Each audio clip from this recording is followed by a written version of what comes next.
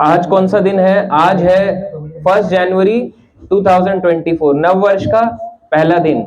कौन कौन मानता है आज नव वर्ष है? कौन कौन मानता है नव वर्ष है? और कौन कौन मानता है आज नहीं है, बाद में आएगा? हाँ हाँ हाँ, वो तो बाद में आएगा वही, पर अभी तो स्टार्ट नहीं हुआ। कौन कौन मानता है आज से स्टार्ट हो गया है? हाँ, इंग्लिश कैलेंडर के हिसाब से आज से स्टार्ट है, और वैसे देखा जाए तो चैत्र के महीने से स्टार्ट होता है। तो हमारे सनातन कैलेंडर जो होता है, हिंदू कैलेंडर, उसमें 12 महीने होते हैं। कितने? तो 12 महीने। सबसे पहला महीना कहां से स्टार्ट होता है? अगर आप उसमें देखोगे तो चैत्र से स्टार्ट होता है। तो चैत्र कब से आता है? या तो मार्च या अप्रैल, मार्च का एंड या अप्रैल से स्टार्ट होता है। फिर उसके बाद आता है बैसाख का महीना, फिर आता है ज्येष्ठ, फिर आषाढ़, फिर श्रावण, अश्विन, भाद्र, कार्तिक, फिर मार्गशीर्ष, पौष, माघ, फाल्गुन। तो इस तरह से 12 महीने डिवाइड होते हैं। अब हमारे इंग्लिश कैलेंडर के अकॉर्डिंग देखें तो जनवरी, फरवरी, मार्च, अप्रैल, मई, जून, जुलाई, अगस्त, सितंबर, अक्टूबर, नवंबर, दिसंबर। तो देखा जाए तो इंग्लिश कैलेंडर के हिसाब से अभी जो है वो दिसंबर आया और नया वर्ष स्टार्ट हो गया, मगर हमारे कैलेंडर के हिसाब से अभी नहीं स्टार्ट हुआ। हमारा तो लेट स्टार्ट होगा, चैत्र महीने से। और अगर देखा जाए तो हमारे स्पेशली अगर इस्कॉन में, जो इसमें चैतन्य महाप्रभु आए, भगवान है, तो भगवान जब स्वयं आए 500 साल पहले चैतन्य महाप्रभु के रूप में, तो उन्होंने बताया धुलेंडी जो आता है ना फेस्टिवल, उस दिन गौर पूर्णिमा होती है। चैत्र के एक दिन पहले आता है धुलेंडी। तो धुलेंडी के दिन से, गौर पूर्णिमा से, फाल्गुन की पूर्णिमा से नया साल, नव वर्ष स्टार्ट होता है। तो दोनों दिन अगर देखे जाए तो या तो फाल्गुन पूर्णिमा या चैत्र का पहला महीना। तो अभी तो नहीं होता, अभी तो इंग्लिश कैलेंडर के हिसाब से। पर हम मनाते हैं, नहीं मनाते? मना सकते हैं। उत्सव मनाने में कोई गलत नहीं है, उत्सव मनाना चाहिए। कोई भी हो, जो भगवान की भक्ति करते हैं, भजन करते हैं, कीर्तन करते हैं, तो वो उत्सव है। तो हमारा पर्पस क्या है? चाहे 1 जनवरी हो, 2 जनवरी हो, उत्सव तो हमेशा रोज मनना चाहिए। तो यहाँ पे बताते हैं कि नव वर्ष में कुछ नया तो होना चाहिए या नहीं होना चाहिए? होना चाहिए। तो अभी क्या क्या नया हुआ? कुछ तो नया होना चाहिए। नया साल मतलब कुछ नया होना चाहिए। माता जी ने प्रोग्राम ऑर्गेनाइज कराया, हरि हरि बोल, ये नया हुआ है। तो ये एक नई चीज है। बोल नहीं रहे हरि हरि बोल? तो माता जी ने, हिना माता जी ने, उनकी फैमिली ने प्रोग्राम ऑर्गेनाइज कराया है। तो ये एक चीज नहीं है। बाकी अगर देखा जाए, अगर भौतिक दृष्टि से देखा जाए तो कोई नया नहीं है। जैसे चैत्र के महीने में क्या होता है? नए फूल खिलते हैं, नया सीजन आता है। कौन सा आता है? स्प्रिंग का महीना है ना, जिसको कहते हैं, है ना, बसंत ऋतु। तो बसंत ऋतु आता है तो हम क्या बोलते हैं? नया महीना स्टार्ट हो गया, नया साल स्टार्ट हो गया। और क्या होता है चैत्र के महीने में? बताते हैं। चैत्र के महीने में स्कूल, आपने देखा है, स्कूल के सेशंस होते हैं। कब से स्टार्ट होता है? 1 अप्रैल, 2 अप्रैल, 4 अप्रैल। तो जनरली चैत्र के महीने में, एग्जैक्ट नहीं पर उसके आसपास ही स्टार्ट होता है। इंडिया का क्लोजिंग डेट कब आता है? मार्च। मार्च 31 बोलते हैं ना, क्लोजिंग मंथ है मार्च। इंडिया में आज भी यही मानते हैं कि इंडिया जो मानता है ना, ये जो कंट्री का है, ये तो वेस्टर्न कल्चर का है। बट देखा जाए तो इंडिया आज भी यही फॉलो करता है कि हमारा जो नया साल है वो अप्रैल से स्टार्ट होगा। माता जी तो और अच्छे जानती होंगी फाइनेंस में, जो फाइनेंस वाले हो तो ज्यादा अच्छे जानते होंगे, हमें तो पता ही नहीं कुछ। और बताते हैं कि उसी समय से स्कूल भी होते हैं, कॉलेजेस भी, कई आप देखेंगे कई जगहों पे एडमिशन स्टार्ट हो जाते हैं। तो एडमिशन भी तभी होते हैं, अभी नहीं स्टार्ट होते। कई जगहों पे होते भी हैं, बट मोस्टली तब से स्टार्ट होते हैं, तब जून बैच के लिए, जुलाई बैच के लिए एडमिशन स्टार्ट करते हैं। गलत तो नहीं है, सब ने हमने देखा है, ऐसा ही होता है। और अगर हम वैसे भी देखें तो नव वर्ष मतलब कुछ नया होना चाहिए। नया होना चाहिए, बिना अगर कुछ नया नहीं है तो हम कैसे बोल सकते हैं कि कुछ नया हुआ है ना? हम बोल रहे हैं हैप्पी न्यू ईयर और पटाखे फोड़ो भुड़ुम भुड़ुम भुड़ुम करके, और नया कुछ नहीं हो रहा, वैसे के वैसे ही है। पूछो क्या बदला? नाम बदला? नहीं। अच्छा, आपके उसमें कुछ विचार बदले? नहीं। कुछ नया आपने सोचा इस साल नया करेंगे? सोचा है, वो तो रेजोल्यूशन लेते हैं हर साल का। सोचते हैं आज हम यहाँ जाएंगे, इस साल में 2024 में मैं दुनिया घूम लूंगा। कई लोग कहते हैं कि मैं 2024 में शादी कर लूंगा। ये भी होता है, 2024 में कई लोग सोच रहे हैं कि शादी कर लूंगा। कई लोग सोचते हैं कि मैं एक अच्छी जॉब पालूंगा। कई जॉब के लिए भी होते हैं कि 2024 आएगा, जॉब पाऊंगा। कई सोचते हैं नया बिजनेस खोलूंगा। ऐसे अलग अलग प्रण लेते हैं कि इस साल मैं 2024 में ऐसा करूंगा। कई लोग क्या कहते हैं, बाइक लूंगा, कई लोग कहते हैं कार लूंगे, कई लोग कहते हैं नया घर लेंगे, मगर लेते हैं कि 2024 में ऐसा होता है, प्रण लेते हैं केवल, तो हुआ तो नहीं, तो कुछ नया तो हुआ नहीं। तो नव वर्ष तो अभी देखा जाए तो नव वर्ष तो हम बोलते हैं, पर असली में देखा जाए तो हमारा फाल्गुन पूर्णिमा जिस दिन भगवान आए। तो कई लोग कहते हैं ना भगवान कृष्ण कलयुग में कब आए, हमने तो देखा नहीं। आप सबने देखा है भगवान को कलयुग में? देखा है भगवान को कलयुग में भी आए हैं भगवान। 500 साल पहले नवदीप में एक जगह है, मायापुर नाम एक स्थान है, जहां पे आप देखते हो इस्कॉन के है ना, वो ऐसे ऐसे करके डांस कर रहे होते हैं, हरे कृष्णा कृष्ण कृष्ण हरे हरे, ऐसे करके डांस कर रहे होते हैं ना। तो वहां पे आप देखेंगे मायापुर में एक जगह है योग पीठ, वहां पे चैतन्य महाप्रभु का जन्म हुआ।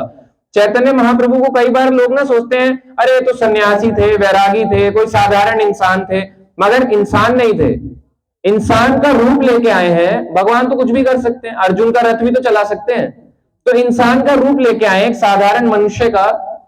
तो क्या नाम था उनका? चैतन्य महाप्रभु। या देखा जाए तो उनका जब जन्म हुआ तो क्या हुआ, नीम के पेड़ के नीचे, तो नाम हुआ निमाई पंडित। बाद में उनका नाम पड़ा गोरंग महाप्रभु, क्योंकि गोरे रंग से गोरंग महाप्रभु या चैतन्य महाप्रभु, इस तरह से। तो 500 साल पहले भी भगवान आए हैं। तो हमें लगता है कि भगवान जो है ना कलयुग में नहीं आते, भगवान आते हैं, भगवान हर युग में आते हैं। बताते हैं हमारा जो सतयुग का महीना स्टार्ट होता है ना, सतयुग जब स्टार्ट हुआ था, लोग बोलते हैं ना हम कब से आ रहे हैं, कई लोग तो बोलते हैं हमारी जो पीढ़ी है अभी 2000 साल पहले, उससे पहले बोलते हैं बंदर थे, कई लोग बोलते हैं ना। तो अब अगर हम सब बंदर थे तो हम क्यों लिखते हैं भारद्वाज गोत्र, कश्यप गोत्र, है ना, शांडिल्य गोत्र, गोत्र लिखते हैं, सब लिखते हैं। तो अगर हमारे पूर्वज बंदर थे तो हमें तो क्या लिखना चाहिए, है ना, चिंपांजी, गोरिल्ला, कौन सी हम ब्रीड से आ रहे हैं, मगर हम क्या लिख रहे हैं, गोत्र। फिर जो स्कूल्स में पढ़ाया जा रहा है क्या लिखाया जा रहा है, हम बंदर से आए हैं। कई लोग बोलते हैं 2000 साल पहले कुछ नहीं था, फटे को पढ़ाने कपड़े पहनते थे, इंडिया बेचारा बहुत गरीब था। देखा जाए इंडिया, आपको लगता है कि इंडिया कभी गरीब था? 5000 साल पहले जो द्वापर युग था, उससे पहले का द्वापर युग तो अंत हो रहा था और कलयुग स्टार्ट हो रहा था, मगर उसमें देखा जाए तो द्वापर युग में कैसे हार पहनते थे, आपने देखा? पांडव ऐसे रहते थे, भीख मांगते थे, ऐसे कुछ देना 1 रुपया 2 रुपया ऐसे रहते थे। पांडव लोगों के पास क्या था, ये जो आप देख रहे हैं ना जहां हम रहते हैं अभी, ये इंद्रप्रस्थ नगरी के राजा थे वो, और चक्रवर्ती सम्राट, पूर्ण धरती के और पानी के जितने भी जीव हैं उनके राजा थे युधिष्ठिर। तो कहां से गरीब हुए? तो हमारा जो अर्ली मैन वाला कंसेप्ट है, पूंछ वाला, तो अगर किसी की पूंछ होती, अगर किसी की पूंछ होती तो आज भी तो कोई ऐसा व्यक्ति होता जिसकी पूंछ छोटी छोटी होते होते इतनी हो गई होती। वो ऑफिस जा रहा होता, वो कहते हैं अरे तुम्हारी पूंछ कहां गई, बस निकलने वाली है, अभी 10 दिन में निकल जाएगी पूंछ, थोड़ा बड़ा और हो जाऊं पूंछ निकल जाएगी। तो एक्चुअली वो कंसेप्ट ना स्कूल का गलत भी है। हम ये नहीं कहते स्कूल की पढ़ाई छोड़ो, पर जो सच है वो हमें एक्सेप्ट करना होगा। ये सारा पढ़ाई का आया वेस्टर्न कल्चर से, है ना। आज के समय में हम कुछ खाते हैं तो क्या बोलते हैं, पिज्जा खाएंगे, बर्गर खाएंगे, कोई बोलता है कि हम अपने यहाँ का भारत का ये खाएंगे या ये खाएंगे, ये पहनेंगे, सब करते हैं बाहर का, सब कुछ वेस्टर्न फिलोसफी कॉपी करते हैं। तो वही चीज है, भारत वालों को क्या पसंद है, बाहर की चीजें ज्यादा पसंद है। ऐसा ही होता है ना, वेस्टर्न फिलोसफी ज्यादा पसंद आती है, बाहर इंडिया का पसंद आता है। अभी बोले जाए कि भारत में ना ये सब हो रहा है, अरे क्या फालतू का है, क्या बहुत बोल रहे हो आप, है ना। लोग बाहर जाना चाहते हैं भारत में, मगर देखा जाए तो सारे भारत में पूरे विदेश के लोग आना चाहते हैं। आज आ रहे हैं, नहीं आ रहे। कई लोग कहते हैं इस्कॉन दुनिया को बाहर पैसा भेजता है। अगर समझने की बात है इसमें, अगर कोई बाहर पैसा भेजेगा, $1 80 रुपए का है, अमेरिकन डॉलर 80 रुपए जब यहाँ पे बनाएगा तो वहां पे भेजेगा। अब बेचारे वहां पे 80 रुपए लेके जाएंगे, वहां की तो कोई कीमत ही नहीं है ना अंग्रेजों के लिए। तो देखा जाए ये उल्टा है, पूरे विदेश के लोग यहाँ आ रहे हैं तो पैसा बाहर नहीं जाता है, उल्टा इंडिया आ रहा है पैसा। आप देखो कितने मंदिर बन रहे हैं इस्कॉन के, कितने लोगों का जीवन परिवर्तन हो रहा है, तभी तो लोग जुड़ रहे हैं, तभी तो लोग भगवान का नाम ले रहे हैं, खुश हैं, अपने घरों में कीर्तन कर रहे हैं, पूजा अर्चना करने लगे। नहीं तो देखो भारत का क्या हाल होने लगा है, आप तो जानते हैं सब उत्तराखंड से। आप देखो हमारे यहाँ पे कितने लोग हैं जो आप आज के समय में उत्तराखंड में बसे, ज्यादातर सब उत्तराखंड के, दिल्ली में, मैं भी उनमें से एक हूँ, मैं भी तो वहीं का बिलोंग करता हूँ, मैं कोई अलग थोड़ा ना हूँ, अलग प्रजाति का हूँ, बंदर प्रजाति का, मैं भी वहीं का हूँ, गढ़वाल से। तो हम लोग भी तो वहीं के आ रहे हैं। तो अब हम वहां पे देखिए खाली पड़ा हुआ है, अब वहां पे टेरिटरी कोई ना कोई घेर लेगा, आप छोड़ोगे कोई ना कोई तो आएगा। अब अगर हम अपना घर छोड़ के चले जाए तो पड़ोसी नहीं कहेगा इनका घर तो खाली पड़ा रहता है, हम ही अपना जमीन डाल लेते हैं यहाँ पे, ऐसे ही होता है। इसी प्रकार से जिसी प्रकार से जब हम देखते हैं भारत के लोग जब पढ़ना लिखना नहीं जानते ना, तो सोचते क्या करना, ये सब चीजें, अपना कल्चर, भगवान, इनके बारे में क्या करना। तो फिर भारत के बाहर के लोग आते हैं, मुगल आए, अंग्रेज आए, इन्होंने अपनी फिलॉसफी एक दे दी। क्या दी कि पहले उनके शास्त्रों को, एक व्यक्ति आए जिनका नाम था लॉर्ड मकैले। तो लॉर्ड मकैले क्या करते थे, इन्होंने कहा इंडिया के पास दो सबसे स्ट्रांग चीजें हैं। मुगल ने तो केवल क्या परिवर्तन किया, धर्म, उसके पीछे भी रीजन था। मुगल ने धर्म परिवर्तन किया क्योंकि जो हमारे जो सो कॉल्ड हिंदू लोग थे, हिंदू समाज वाले कहते थे वो बेचारा चल के जा रहा होता था नहा धो के, अब कोई उस पर करता था तो उसको कहते थे इस बेकार है, अब नहीं रहा, ये ब्राह्मण नहीं रहा, निकालो इसको, हमारे काम का नहीं रहा, इसको थूक दिया किसी ने। अब वो बेचारा कहाँ जाए, ना घर का ना घाट का, ना घर का बचा ना घाट का, वो जाता है बाहर, किस कहाँ जाएगा। तो सोचता है कुछ ना कुछ तो फॉलो करना है ना। तो इस तरह से ये पहला रीजन है कि उसने अपना धर्म परिवर्तन किया। और दूसरा हुआ, औरंगजेब जब आया, औरंगजेब ने टैक्स लगाना शुरू किया। औरंगजेब ने कहा कि तुम भारतवासी हो, है ना, हमारा पर राज्य है, राज्य तो हमारा है, तो राजा को कर चुकाओ, टैक्स चुकाओ। तो जो लोग टैक्स नहीं चुका पाते थे उन लोगों ने धर्म परिवर्तन कर लिया, है ना। नाम था, जैसे एग्जाम्पल के लिए किसी का कुछ भी नाम ले लेते हैं, अपना ही ले लेते हैं, नाम था रजत, नाम कर दिया, मेरे को समाज ने त्याग दिया रजाकुद्दीन। रहने वाला वही उत्तराखंड का, वहीं पैदा हुआ हूं, वहीं खा पी रहा हूं, पर क्योंकि मेरे समाज ने मुझे त्याग दिया, किसी ने मुझे थूका था या मेरे पे किसी ने वो लगाया था लांछन, और मेरा टैक्स पूरा नहीं कर पाया, तो मेरा नाम कर दिया रजाकुद्दीन। इस तरह से नाम बदल जाते हैं, और है कुछ नहीं देखा जाए तो। इस प्रकार से औरंगजेब ने नाम बदले। फिर इसके बाद अंग्रेज आए, अंग्रेजों ने थोड़ा और इसको मॉडिफिकेशन किया। अंग्रेजों ने कहा इनकी दो चीजें अभी भी स्ट्रांग बची हैं, एक है इनका कल्चर, इनके शास्त्र, इनके शास्त्र पहले हटाओ, और दूसरा इनका एग्रीकल्चर, इनके एग्रीकल्चर को हटाओ, इनकी खेती बाड़ी को हटाओ। तो दोनों को जब तोड़ दोगे, दोनों हड्डियां तोड़ दोगे, है ना, दोनों पैर काट दोगे, तो चलने लायक बचेगा।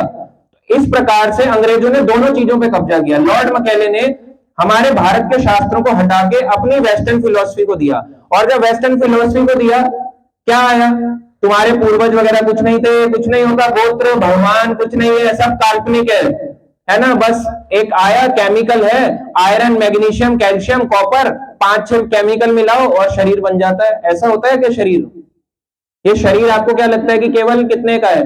आजकल के समय तो अमेरिकन ही बताते हैं, डॉक्टर बोलते हैं अगर आप ये सारा केमिकल जितना शरीर में है बाजार से लाओगे तो इसकी कीमत है 110 रुपया, बस 110 रुपये का शरीर है, इतना हम झगड़ा कर रहे हैं इसके लिए। वो बता रहा है केमिकल का अगर थैला है, मगर ये केमिकल का थैला नहीं है। 84 लाख योनियों में इकलौती योनि मनुष्य योनि हमें मिली है, वो भी भारत भूमि में मिली है। तो भारत भूमि में जिसने जन्म लिया है उससे तो शास्त्र पढ़ना ही चाहिए, उसका कर्तव्य है। ये नहीं कि मैं पढ़ूंगा नहीं, मेरे फादर पढ़ते हैं, मेरे घर वाले पढ़ते हैं, मैं नहीं पढ़ूंगा, मैं जब बूढ़ा हो जाऊंगा तब पढ़ूंगा। अभी से पढ़ने चाहिए, ये हमारे लिए तो है। ये ग्रंथ किसके लिए है बताओ? मैं तो बूढ़ा नहीं हूं, अब मैं अपने घर में जाता हूं, अपने पेरेंट्स को बोलता हूं पढ़ लो पढ़ लो पढ़ लो, टाइम नहीं है। अभी भी वो यही तो बोल रहे हैं टाइम नहीं है, जबकि हम कहां, कौन सी फैमिली से हैं? उसी फैमिली से जहां से आप हैं, बाकी सब है। मगर वो लोग कह रहे हैं हमारे पास टाइम नहीं है। तो टाइम क्यों नहीं है? टाइम का रीजन ये है, देना नहीं चाहते, क्योंकि मेहनत करनी पड़ेगी। तो हो सकता है वो सुन भी रहे हो, पर ऐसा नहीं है, अब अच्छे हो गए हैं, पहले ऐसे बार अब पढ़ते हैं। मगर हमें पढ़ना चाहिए, शास्त्र हमारे लिए ही है। इस प्रकार से हमारे जो फिलॉसफी था इसको तोड़ दिया गया। भारत का नया साल आता है चैत्र या फाल्गुन पूर्णिमा, मगर कहां से बना दिया, इसको पीछे ले आओ, इसको कर दो जनवरी, 1 जनवरी। और लोग फिर ऐसे कर रहे हैं, है ना, 4 बोतल वोड का काम मेरा रोज का। जब रोज का है तो फिर नया साल क्यों मना रहा है? ये रोज का ही तेरा काम है तो है। आज तो गाना भी तो बदल, 5 बोतल वोड का कर, आज भी 4 ही पी रहा है, तो नया साल क्या बनाया, नया क्या करा तुमने? और देखो, अगर आप साल में 6 क्या आती है, ऋतुएं आती हैं, 6 सीजन आते हैं। पहला आता है बसंत ऋतु, जिसे क्या कहते हैं, स्प्रिंग सीजन। फिर आता है ग्रीष्म ऋतु, समर सीजन। फिर आता है वर्षा ऋतु, रेनी सीजन, मॉनसून जिसे कहते हैं। फिर आता है शरद ऋतु, है ना, शरद ऋतु होती है, शरद पूर्णिमा भी आती है जिस दिन भगवान ने रासलीला करी गोपियों के साथ, जिसे ऑटम कहते हैं। फिर आता है हेमंत ऋतु, सर्दियों, और सर्दियों से थोड़ा टाइम पहले आता है हेमंत ऋतु, इसे कहते हैं प्री विंटर। और उसके बाद आता है शीत ऋतु। शीत ऋतु आता है विंटर सीजन, जिस दिन ठंड जो आजकल पड़ी हुई है, ये शीत ऋतु है। तो अलग अलग लोगों के रेजोल्यूशन होते हैं। कितने लोगों ने नए साल में सोचा कि इस साल में कुछ ना कुछ ये कर दिखाऊंगा, 2024 कर लो दुनिया मुट्ठी में। किस किसने सोचा?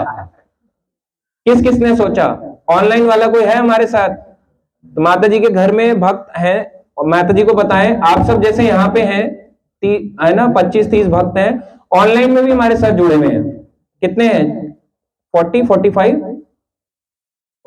42 है, ऑनलाइन भी जुड़े हैं हमारे साथ, और ये अलग अलग जगहों से हैं। ऐसा नहीं है, इस प्रोग्राम को, कथा को सुनने के लिए और नया साल कैसे बनाना चाहिए भक्तों को, उसको सुनने के लिए अलग अलग शहरों से भक्तों ने ज्वाइन किया है। कोई बंगाल से है, कोई उत्तराखंड से किसी ने ज्वाइन किया है, किसी ने नोएडा से ज्वाइन किया है, किसी ने जयपुर से ज्वाइन किया है, किसी ने महाराष्ट्र से ज्वाइन किया है, अलग अलग सिटी, कोई और सिटी रह गई हो तो बहुत सारी है, बिहार से ज्वाइन किया है, यूपी से ज्वाइन किया, अलग अलग जगहों से भक्तों ने ज्वाइन किया। क्यों? क्योंकि वो जानना चाहते हैं कि एक्चुअली हम भक्तों को कैसा न्यू ईयर बनाना चाहिए, क्योंकि हमारा नया साल तो अभी आया नहीं।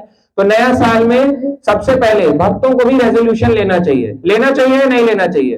कुछ ना कुछ तो सोचना चाहिए कि 2024 आएगा ना, तो जो लोग बनाते हैं कि हम पार्टी जाएंगे, घर खरीदेंगे, वो खरीदेंगे, हमें सोचना चाहिए 2024 आएगा तो मैं भगवान का भजन करूंगा। इस साल मैं अपना प्रण लेता हूं कि मैं रोज भगवान का नाम जप करूंगा, रोज भगवान के लिए सुबह उठ के आरती करूंगा, रोज शाम को आरती करूंगा, रोज भगवान के लिए भोग बनाऊंगा। कुछ ना कुछ प्रण लेना चाहिए। रोज शास्त्र पढ़ूंगा, ये हमारा सही प्रण है। मगर हमारा सारे प्रण उल्टे हो जाते हैं। तेरे को कॉफी पे ले जाऊंगा, शॉपिंग करा दे, डिनर करा दे, इतनी मांग कर रही है लड़कियां बेचारी, शॉपिंग करा दे, मेनू ये करा दे, लिफ्ट दिला दे, और वो कुछ भी नहीं रहा। बेचारी लड़की भी परेशान है, लड़का बैंक बैलेंस से परेशान है। तो हमारे रेजोल्यूशन होने चाहिए जो सच में हमें भक्ति दे, कृष्ण से जोड़े, ये सच्चा रेजोल्यूशन है। अदरवाइज तो दुनिया ले रही है रेजोल्यूशन, फिर हम में और उनमें क्या फर्क रह गया? तो अगर हम मानते हैं, अगर देखें इंग्लिश कैलेंडर के हिसाब से भी हम इसे नव वर्ष मनाते हैं, तो हमें कुछ ना कुछ सोचना चाहिए कि ना ये जो चीज है इस साल मैं कर दिखाऊंगा, मैं भक्ति ठानी है, कृष्ण से संबंध जोड़ के दिखाऊंगा। ऐसे नहीं कि आए थे बस, है ना, हाथ जोड़ के और चले जाएं।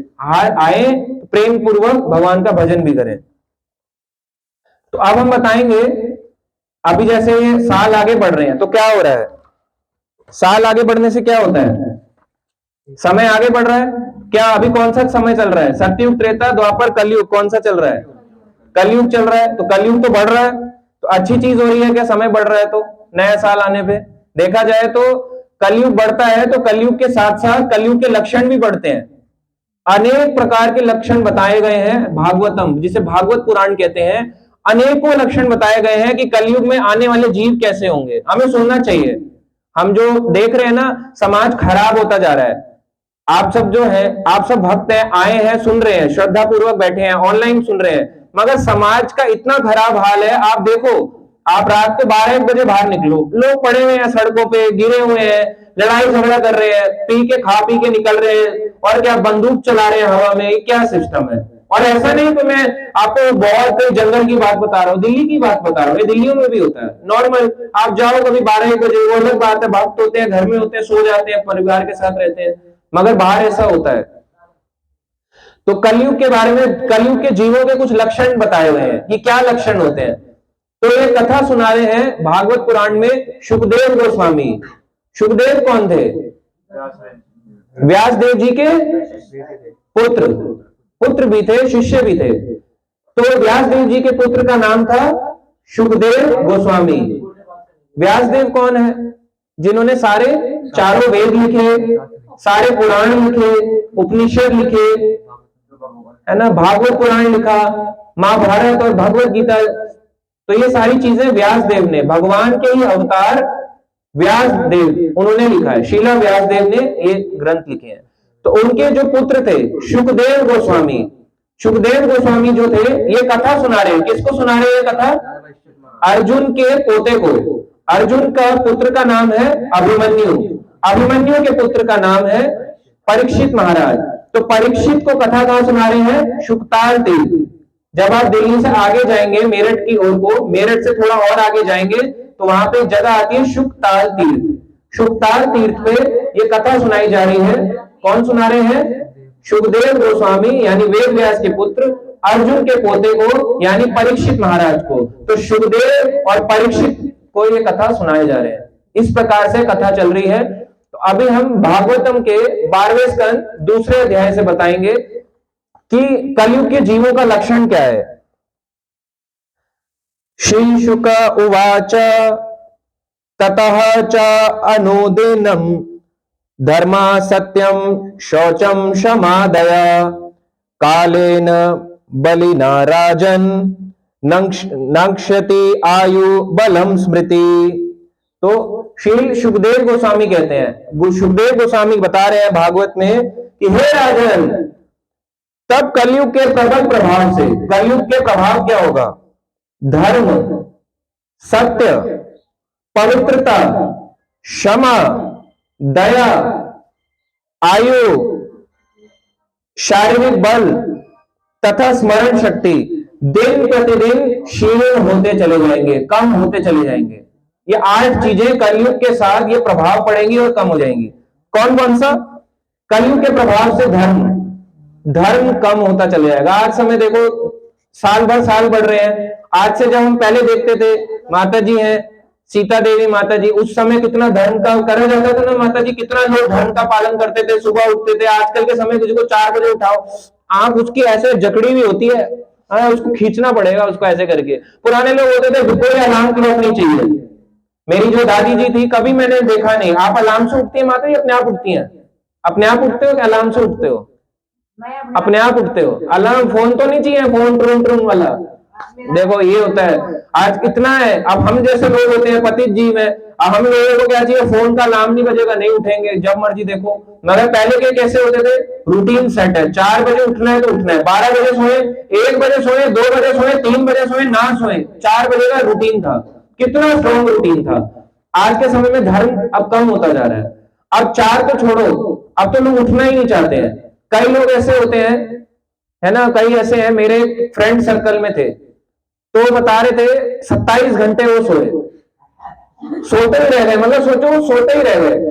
उनके घर आज चालू हुआ, जैसे अभी कितने बज रहे हैं? 6:30 बज रहे। तो कल आज 4:30 5 बजे, मान लो 5 बजे सोए आज, कल का 5 बज जाएगा, 24 घंटा, कल रात को 8 बजे उठेंगे।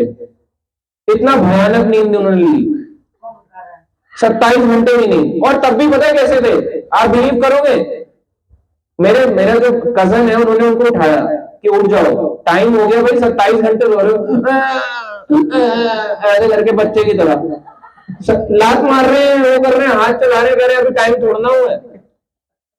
तो धर्म तो देखो बच ही नहीं रहा है कलयुग में। लोग उठना ही नहीं चाहते हैं। 27 घंटे की नींद लेके भी लोग उठना नहीं चाहते। ऐसा नहीं है कि कोमा में चले गए थे, मस्त खा पी रहे हैं, घूम रहे हैं, जिम जा रहे हैं, बाइकें उछाल रहे हैं, सब कर रहे हैं, मगर सोने का इतना शौक चढ़ा है कि धर्म भूल गए। क्या करना, फालतू की चीजें, ना सुबह ना शाम, है ना, बस ऐसे बोलो हरे कृष्णा हरे राम, बस। तो ऐसा सिस्टम बना रखा है। तो लोगों ने ना धर्म का, अगर देखो कलयुग के साथ साथ धर्म पतन होता जा रहा है। आजकल के समय में धर्म, कितने लोग हैं जो धर्म का पालन कर रहे हैं? सही रूप से कितने लोग पालन कर रहे हैं? कोई भी नहीं। आप देखो सड़कों पे जाओ, सड़कों पे जा जाके बोलते हैं हम धार्मिक हैं, हम धार्मिक हैं, और उसके बाद क्या होता है? आपको जोड़ लेंगे, वो ले जाएंगे, नंबर ले जाएंगे, फिर गुरु जी आएंगे, बाद में पता चलेगा तिहाड़ जेल में बैठे हैं सारे भगवान, जो अपने आप को भगवान बता रहे थे। हम यहाँ के भगवान, वहां के भगवान, छतरपुर के भगवान, ये सब फालतू की बातें हैं। कोई भगवान नहीं है। भगवान कौन है? केवल भगवान कृष्ण या विष्णु भगवान, या अगर देखा जाए उनके अवतार नरसिंह, राम, ये है भगवान। ये थोड़ा ना यहाँ दिल्ली का आदमी है, अभी थोड़े टाइम पहले जन्मा में भगवान। कई संस्थाएं ऐसे भी हैं जो बोलती है 2037 में दुनिया नष्ट होने वाली है। ऐसी भी संस्थाएं हैं। लोग जुड़ जाते हैं, उन पर बताया जा रहा है कि अभी आप मरे नहीं हो, अपने आप अपना पिंडदान कर लो, मरने से पहले पिंडदान कर लो खुद ही कर लो, तुम्हारे बाद किसी को करने की जरूरत नहीं है। कोई करे ना करे कौन देखेगा, तुम खुद करो। ऐसी संस्थाएं हैं, आपको दिखेंगे, व्हाइट कलर के कपड़े पहनेंगे, बिल्कुल ऐसे करेंगे, ओम ओम ओम ओम ओम सोहम शिवोहम, ऐसे करके मंत्र जाप करेंगे। सब कौन है? पाखंड है कलयुग का। कलयुग में धर्म का पतन होना है। रावण जब आया, सीता को लेने आया हरण करने, क्यों बना के आया? साधु बन के क्यों आया?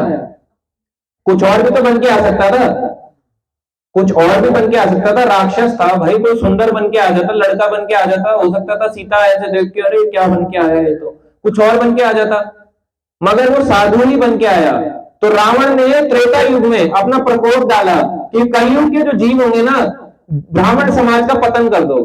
तो ब्राह्मण समाज कल को कोई आएगा, लोग देखेंगे अरे साधु जा रहा है, अरे अंदर आजा साधु बाबा जा रहे हैं, ऐसे लोग करते हैं, साधु बाबा जा रहे हैं, साधु बाबा जा रहे हैं, डिस्कनेक्ट। तो साधु बाबा के देख के लोग इतना वो हो जाते हैं, लोग भयभीत हैं, साधु साधु साधु जा रहा है। क्यों होता है? बचपन से उनको शिक्षाएं दी जाती हैं, बेटा जल्दी सो जा, साधु बाबा आ जाएंगे। ऐसी शिक्षाएं दी जा रही है, नहीं दी जा रही? दी जा रही है, सबके घरों में दी जा रही होंगी, सबके घरों में दी जा रही होंगी, जल्दी सो जा बेटा नहीं तो साधु बाबा आ जाएंगे। हमारे घर से ही परवरिश गलत स्टार्ट हो जाती है, हम साधुओं को पहले से ही मजाक उड़ाते हैं, हमें नहीं उड़ाना चाहिए। गलत भी है तो सही भी तो है, उसके नजरिए में तो बैठ गया ना कि ये व्यक्ति बचपन से कि ये गलत है। जैसे बचपन से किसी को बोला जाए, है ना, कई लोग बोलते हैं हाथ में मिर्च मत देना लड़ाई हो जाएगी, अब वो बचपन से दिमाग में बैठ गया है, क्या मिर्च देने से लड़ाई हो जाएगी? मैंने इनको दिया प्रभु जी ये लो मिर्च है, उनको पास कर दो, और इन पे लड़ाई हो गई हमारी। आज तुझे बताता हूँ हरी मिर्च कैसे देती मेरे हाथ में। तो ये तो लोगों ने बना रखा है केवल, हाँ बिल्ली रास्ता काट के चली गई, ये धर्म है लोगों का, बिल्ली कैसे काट के ले खड़े हो जाएंगे बड़ी देर तक। एक लड़का आया ने देखा स्कूटी चला रहा था, वो आया तो रुक गया, एकदम ब्रेक मार ली उसने। आवाज आ रही है? तो बताते हैं कि बिल्ली जा रही थी, जब बिल्ली आई, बिल्ली ने रास्ता काटा तो रुक गया। अब वो रुका ही रहा, थोड़ी देर नहीं, कम से कम वो लड़का, मैं उसको देख रहा था, वो 10 मिनट्स तक रुका रहा उसी जगह पे, वो 10 मिनट वो रास्ता नहीं गया, क्योंकि उसकी तरफ से जो बिल्ली है ना, जब तक वो वहां पहुंचेगा तो बिल्ली घर टाप के उस दूसरी वाली गली से भी निकल लेगी, उधर का भी तो काट गई तो उधर से नहीं गया, 10 मिनट तक खड़ा रहा कि कोई आएगा तब निकलूंगा। अब लोगों ने इसको धर्म बना रखा है, नींबू मिर्ची रिलीजन, नींबू मिर्ची रिलीजन है। अब लोग भगवान की पूजा नहीं करते, टांग देंगे, हमारे घर में कोई बुरी आत्मा नहीं आएगी, अरे वो नींबू मिर्ची से घबरा रही है, आपके भगवान के नाम से घबराती है ना। जबकि हम क्या बोलते हैं, हम बोलते हैं ना, भूत पिशाच निकट नहीं आवे, महावीर जब नाम सुनावे। तो किसका नाम सुनावे? अपना राम का नाम सुनाते हैं। क्या सुनाते हैं? जय राम जय श्री राम। तो इस प्रकार से भगवान का नाम लेते हैं, तो नाम लेने से भय नहीं आएगा ना। भूत पिशाच तो तब नहीं आएंगे या नींबू मिर्ची टांग देंगे, नींबू मिर्ची से भूत भाग रहा है, एक्चुअली भगवान से भूत भागता है। ये तो लोगों ने बना दिया है समय काल परिस्थिति के हिसाब से। तो धर्म का पतन होता जा रहा है, अधर्म बढ़ता जा रहा है। और देखो सत्यता, कितने लोग हैं जो ट्रुथफुल होकर जी रहे हैं, समाज में कितने लोग बचे हैं जो सत्य पे जीते हैं।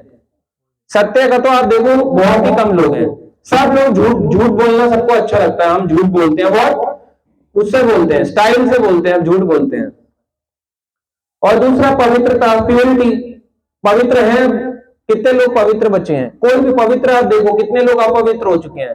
लोग नहाना भी पसंद नहीं करते हैं, सर्दी है 4 दिन 5 दिन 7 दिन चलता जा रहा है।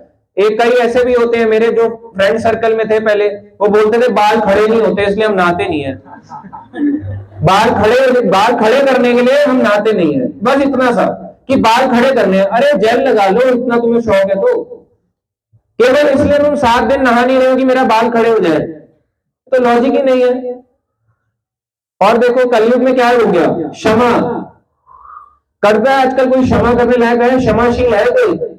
बताओ तुझे ऐसे करके कोई जा रहा होगा बेचारा, उसको क्षमा करने का तो बचा ही नहीं है, पहले से उस पर उंगली उठ जाती है, वो एक उठाएगा तो हम भी एक उठाएंगे ऐसे करके, मगर भूल जाते हैं एक उंगली ऐसे और ये 3 उंगली वापस अपने को होती है। 3 उंगली हमें बोल रही है कि तू तो चुप हो जा, उस पर क्या उंगली दिखा रहा है। उसके बाद आता है दया, दयावान होना। अब लोग आजकल के समय में दयावान कितने हैं? देखो आजकल के समय में बोलो, हर कोई दयावान नहीं है। जैसे माता जी प्रोग्राम करा रही है, दयावान है, भक्तों को आज भी जानती है, आज इनका परिवार है, जानते हैं कि देना चाहिए। मंदिरों में दान देने से अगर हम नहीं बनाएंगे तो कौन बनाएगा? ये दया वाली तो है कि चलो अगर ये देंगे तो मंदिर बनेगा, कल को और नए लोग आएंगे, उनका जीवन भी बदलेगा। नहीं तो दया कहां बची है? आप देखो, केवल अगर हम दया के नाम पे ओल्ड एज होम खोल देंगे तो ये दया है? ये तो क्रूरता है। अगर देखो ओल्ड एज होम में बूढ़े व्यक्ति को भेज दिया, वो बेचारे को आपने दया थोड़ा ना करिए, आप तो उसको क्रूर हो, आप उसको पाल नहीं पा रहे तो चाह रहे कि जाओ ओल्ड एज होम जा, हम नहीं पाल पा रहे। अनाथालय क्या दया है? हम पाल नहीं पा रहे। माता पिता, देखो कईयों के तो माता पिता की डेथ हो जाते हैं, ठीक है, मगर सबके तो साथ ऐसा नहीं है ना, कई तो जबरदस्ती छोड़ देते, छोड़ दो क्या मिल रहा है। तो फिर अनाथालय देखो, ये क्या दया है? अब आज के समय में गाय आती है, लोग उसको भगा रहे हैं, डंडा मार रहे हैं, कुत्ता आता है तो उसको प्यार कर रहे हैं। तो हमारे पे दया तो फिर हमें हर जीव पे करनी है ना, चाहे कुत्ता हो, गाय हो, हर कोई। हमें केवल एक व्यक्ति पे नहीं, सब पे दयावान होना चाहिए। और देखो आयु, आयु अब कम होते जा रही है। कलयुग में कितनी आयु रह गई? अभी कोरोना आया, 100 से घट के 80, 80 से 70, 60, 50। एक मेरा फ्रेंड था, उसने तो अपनी डेट ऑफ डेथ भी लिखी हुई है, लिखा हुआ है अपने अपने फोन के कैलेंडर में लिखी थी, इस दिन में मर जाऊंगा तो मुझे मौज करने दो। मैंने कहा यार मंदिर चला करो, ऐसे मत करो, टाइम कम हो जाता है, पता नहीं होता। कह रहा हाँ मैंने इतने टाइम में मर जाना है, मुझे पता है अंत समय में भगवान का नाम लेना है, बस इतना सोच के चल रहा है, इतना गारंटीड कि मैं इस दिन इस डेट पे मर जाऊंगा। अरे तो अभी क्यों नहीं ले लेना? जब तुम्हें इतनी गारंटी है तो अभी नाम ले लो। पर अभी नहीं लूंगा, अंत समय में ले लूंगा। ले लेगा जब पूरे जीवन में अभी भी नहीं मारना चाह रहा तो। शारीरिक बल, शक्ति, कितने शारीरिक बल है? कहां है शारीरिक बल? आप देखो आज के समय में पीठ में दर्द, लोअर बैक में दर्द, है ना, हाथों में दर्द, पैरों में दर्द, आंखों में दर्द, कुछ कथा सुनाई जाए तो कानों में दर्द। है ना, शारीरिक बल खत्म हो गया है। कलयुग का लक्षण देखो, जैसे 24 आ रहा है, 25 आ रहा है, शारीरिक बल कम होता जाएगा। पहले के लोग 90 साल में भी स्वस्थ रहते थे, 80 साल में स्वस्थ रहते थे, 70 साल में स्वस्थ रहते, 60 में, 60 तक तो कोई बूढ़े नहीं मानता था अपने आप को।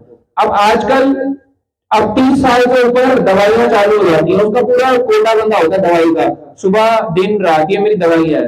शारीरिक बल इतना घट चुका है कि दवाई के बिना वो जिंदा नहीं रहता व्यक्ति। और अपने आप को क्या कह रहा है? अपने आप को क्या कह रहा है? Very fit person. जिम जाने वाले लोग, जिम जाने वाले लोग कहते हैं हम जिम जा रहे हैं, अच्छा हम बहुत फिट हैं, और जाके देखते हैं कई तरह के सप्लीमेंट पूरा स्टैक बना रखा होता है, सुबह का, रात का, प्रोटीन सप्लीमेंट, ये इतनी दवाइयां खा रहे हो, तुम अपने आप को शारीरिक बल कह रहे हो? ये बल थोड़ना है, ये तो केवल दिखावट के लिए हम इतना सब कुछ कर रहे हैं। हम जानते हैं, ये सब लोग जानते हैं कि ये तो केवल हम दिखा रहे हैं, मगर कलयुग का लक्षण ये है कि शारीरिक बल अब कम हो गया है।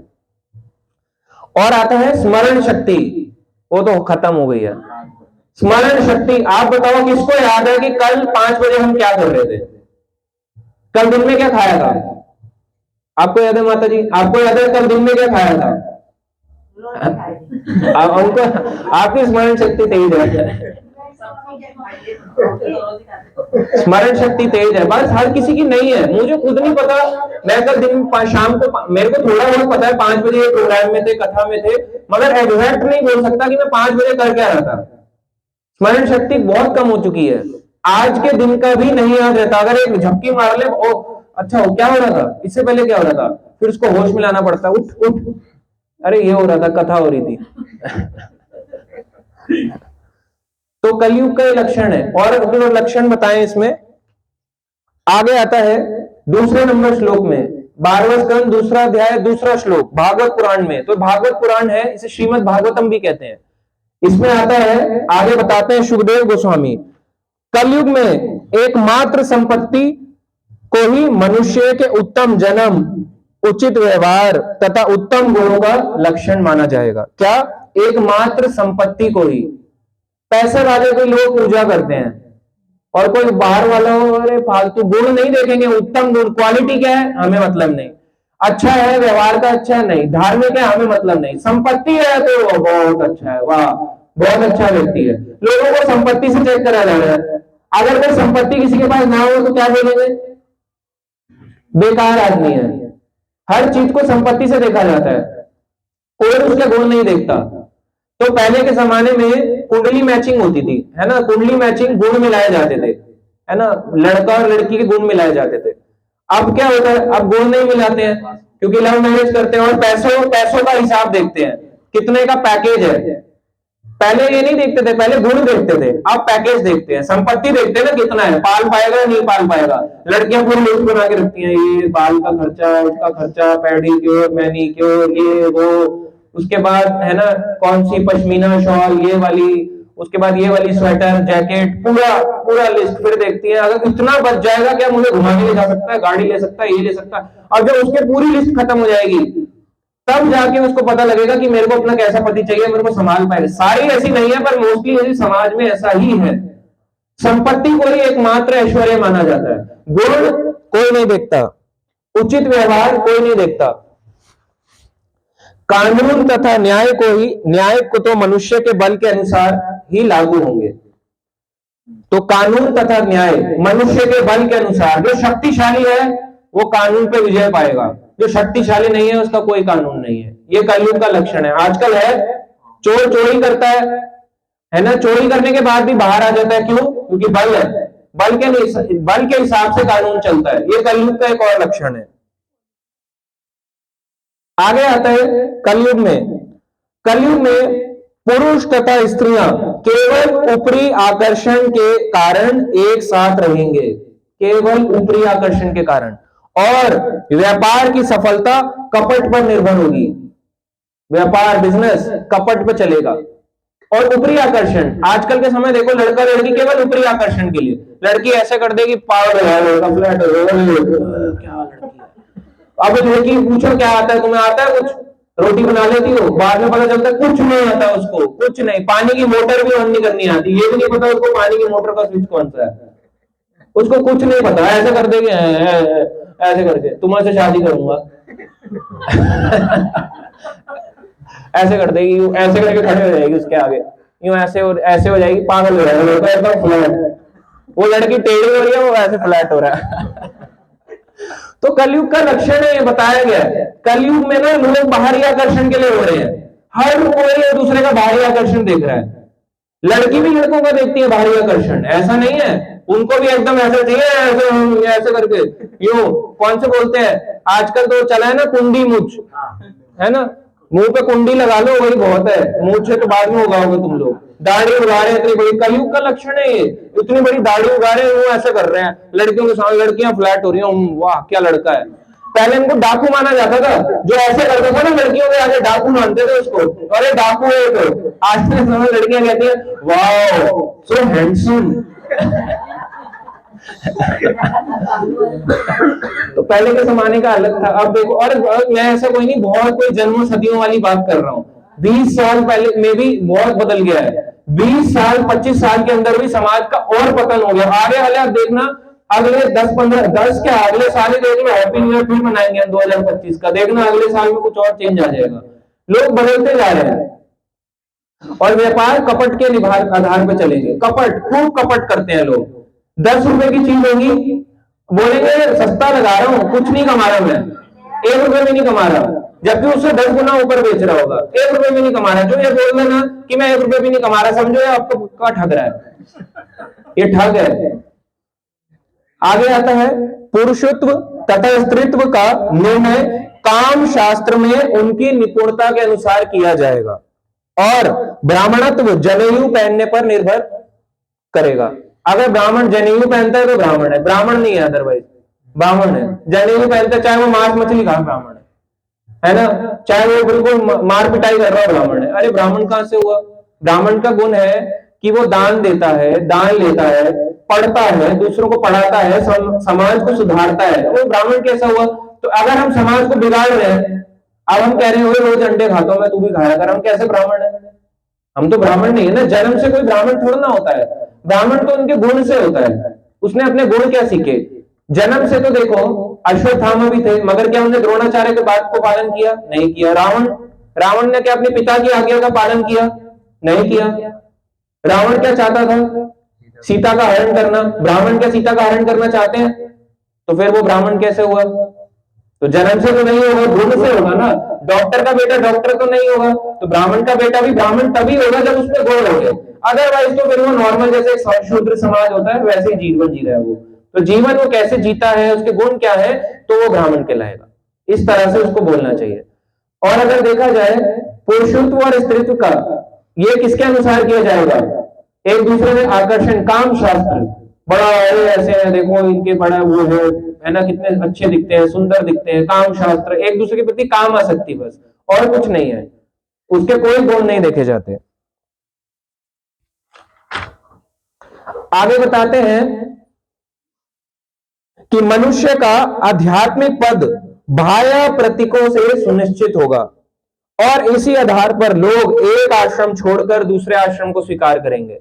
सन्यासी होगा तो गृहस्थ बन जाएगा, गृहस्थ होगा, बीवी से परेशान होगा तो कहेगा सन्यास ले लो। अरे आपको नहीं लेना है सन्यास, ऐसे छोड़ के भाग जाओगे, बेचारी बैठी हुई खिलावे, सन्यास ले लो। और शराबी बोलते हैं सबसे ज्यादा, सन्यास ले लो, सन्यास लेना चाहता हूँ। क्यों लेना है तुम्हें सन्यास? बोर हो गए क्या? कितनी जल्दी बोर हो गए? तो ये सब चीजें गलत है, ये कलयुग का लक्षण है। एक जगह से सन्यास से गृहस्थ, गृहस्थ से सन्यास, ये भागते रहेंगे इधर से उधर, इधर से उधर, ये कलयुग का लक्षण है। और बताते हैं, चिकनी चुपड़ी बातें बताने में चतुर होगा जो वह विद्वान पंडित माना जाएगा। चिकनी चुपड़ी बातें, भागवत में लिखा है चिकनी चुपड़ी बातें, मीठी मीठी बातें करेगा, ऐसे करने से ना ऐसा हो जाएगा, ऐसे करने से ऐसा हो जाएगा, शनि पे तेल चढ़ा दो ऐसा हो जाएगा, इससे तुम्हारा ये हो जाएगा, इससे कल्याण हो जाएगा। चिकनी चुपड़ी बातें, भगवान की भक्ति नहीं बता रहा जो कि सरल रास्ता है। आप देखो सबसे सरल क्या है? भगवान की भक्ति करना। और सबसे मुश्किल क्या है? वो भी भगवान की भक्ति करना, क्योंकि हमारी जो श्रद्धा है ना वो आ नहीं पाती जल्दी। भगवान को सरल लोग पसंद है, कॉम्प्लिकेटेड लोग भगवान को पसंद नहीं आते। आप देखो कोई भी हो, जटायु कैसे थे? सरल थे, उनको भगवान की प्राप्ति हुई। एक गिद्ध को भी भगवान की वैकुंठ प्राप्त हुआ, गिद्ध को। आप देखो शबरी कैसी थी? सरल थी। भगवान को सरल लोग पसंद है, कॉम्प्लिकेटेड नहीं। जो जितना कॉम्प्लिकेटेड होगा उसको भगवान का भी समझ नहीं आएंगे। जो सरल जिंदगी जीता है वो जल्दी भगवान को मान भी जाता है, और जो सरल नहीं जीता तो वो नहीं मानेगा, लड़ता रहेगा। उनको फिर क्या चाहिए? चिकनी चुपड़ी बातें, धर्म के नाम पे कुछ पाखंड चाहिए, उनको कुछ खिलौना चाहिए कि हमारे को झूठ बोल के धर्म बेचा जाए। उनको बोला जाए माला जप कर लो। अब ये क्या है? आसान है। अब ये माला जप बताते हैं कि शिव जी भी करते हैं इस महामंत्र का जाप। तुलसीदास कहते हैं बालकांड में कि महामंत्र जाई जपसु महेशु, कि महामंत्र हरे कृष्ण महामंत्र, यानी हरे कृष्णा कृष्णा कृष्णा हरे हरे, हरे राम राम राम हरे हरे, इस मंत्र का जाप शिव जी भी कर रहे हैं, तुलसीदास कह रहे हैं। और लोग क्या कर रहे हैं? बोलते हैं शिव जी को मानते हैं। तो शिव जी किसको मान रहे हैं? राम को, कृष्ण को। शिव जी बताते हैं जब वो आते हैं, जब कृष्ण जन्म लेते हैं संसार में, तो कहां पे होते हैं? नंद गांव में आते हैं। तो शिव जी वहां पे दर्शन पाने के लिए आते हैं, मगर यशोदा शिव जी के दर्शन, उनको शिव जी को बाल रूप का दर्शन नहीं करने देती, तो ब्राह्मण का वेश बना के आते हैं ताकि मैं उनको दर्शन कर सकूं। आज भी एक जगह है नंद गांव में जिसका नाम है आशेश्वर महादेव। तो आशा लगाए बैठे हैं शिव जी की मुझे कब कृष्ण का दर्शन होगा। शिव जी को देखो, राम के नाम का जप करने के वाले, एक बारी पार्वती ने उन पर डाउट कर दिया कि ये कैसा भगवान है ना, वन में चल रहा है, वन में विचरण कर रहा है, ये कैसा भगवान हो सकता है? टेस्ट करने चले गए, मगर वो पहचान गए। अब पार्वती को उन्होंने क्या किया? सती को त्याग दिया। अपनी वाइफ को शिव जी त्याग देते हैं, उनको नहीं पसंद कि भगवान का कोई टेस्ट लेने जाए। वो सरल है, सरल होके बैठते हैं, है ना, जाप करते हैं, आंखें बंद करे बैठे रहते हैं, जाप करते हैं, भगवान के ध्यान में रहते हैं हमेशा। उनके पास इतना समय नहीं है कि हमारी तरह लड़ाई झगड़ा करें, ये सब करें, इतना समय नहीं है, गृहस्थ जीवन है उनका। आगे बताते हैं, कलयुग के लक्षण और बताए गए हैं। और बताया जाएगा तीर्थ स्थान किसे माना जाएगा? उसे माना जाएगा जहां जलाशय हो और जो दूर स्थान पर हो। जो दूर होगा वो तीर्थ स्थान है। कोई भी चीज, कोई दूर होगा उसको तीर्थ बोल देंगे। जनरली ऐसी होता है जहां जल है बोलते कोई ना कोई तीर्थ होगा। तो जरूरी नहीं है कि हर जगह जल हो। मान लो ऐसा नदी बह रही है, खोद खोद के ले आए, तीर्थ थोड़ा ना बन जाएगा। सौंदर्य को मनुष्य की केश सज्जा पर आश्रित माना जाएगा। जितने उसके बाल लंबे होंगे लड़के के, उसकी जटाएं लंबी होंगी, उसको उसका उतना सुंदर माना जाएगा। होता है? ऐसा नहीं होता। कलयुग में उल्टा हो रहा है।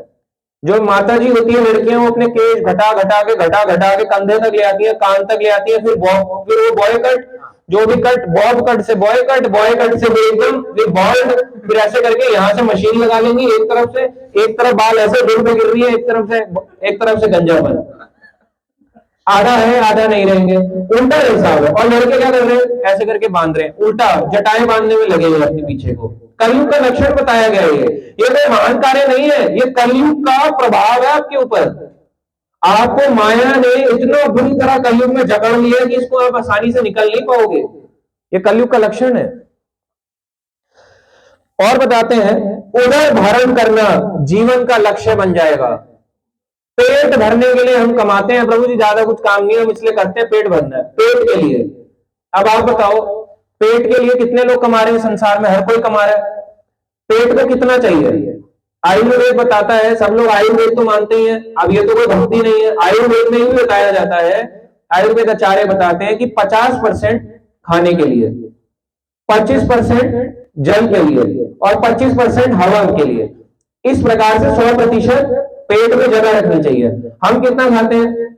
गले तक 50, 100 नहीं खाते, पूरा पेट तो यहाँ है, बेचारा फूड पाइप भी ऐसे करके करने लगते हैं, ऐसे करके छाती उसके ऐसे ऐसे करते हैं, नीचे जा नीचे जा खाने को नीचे धकेल रहे हैं। उधर धारण कितना खाना है आपको?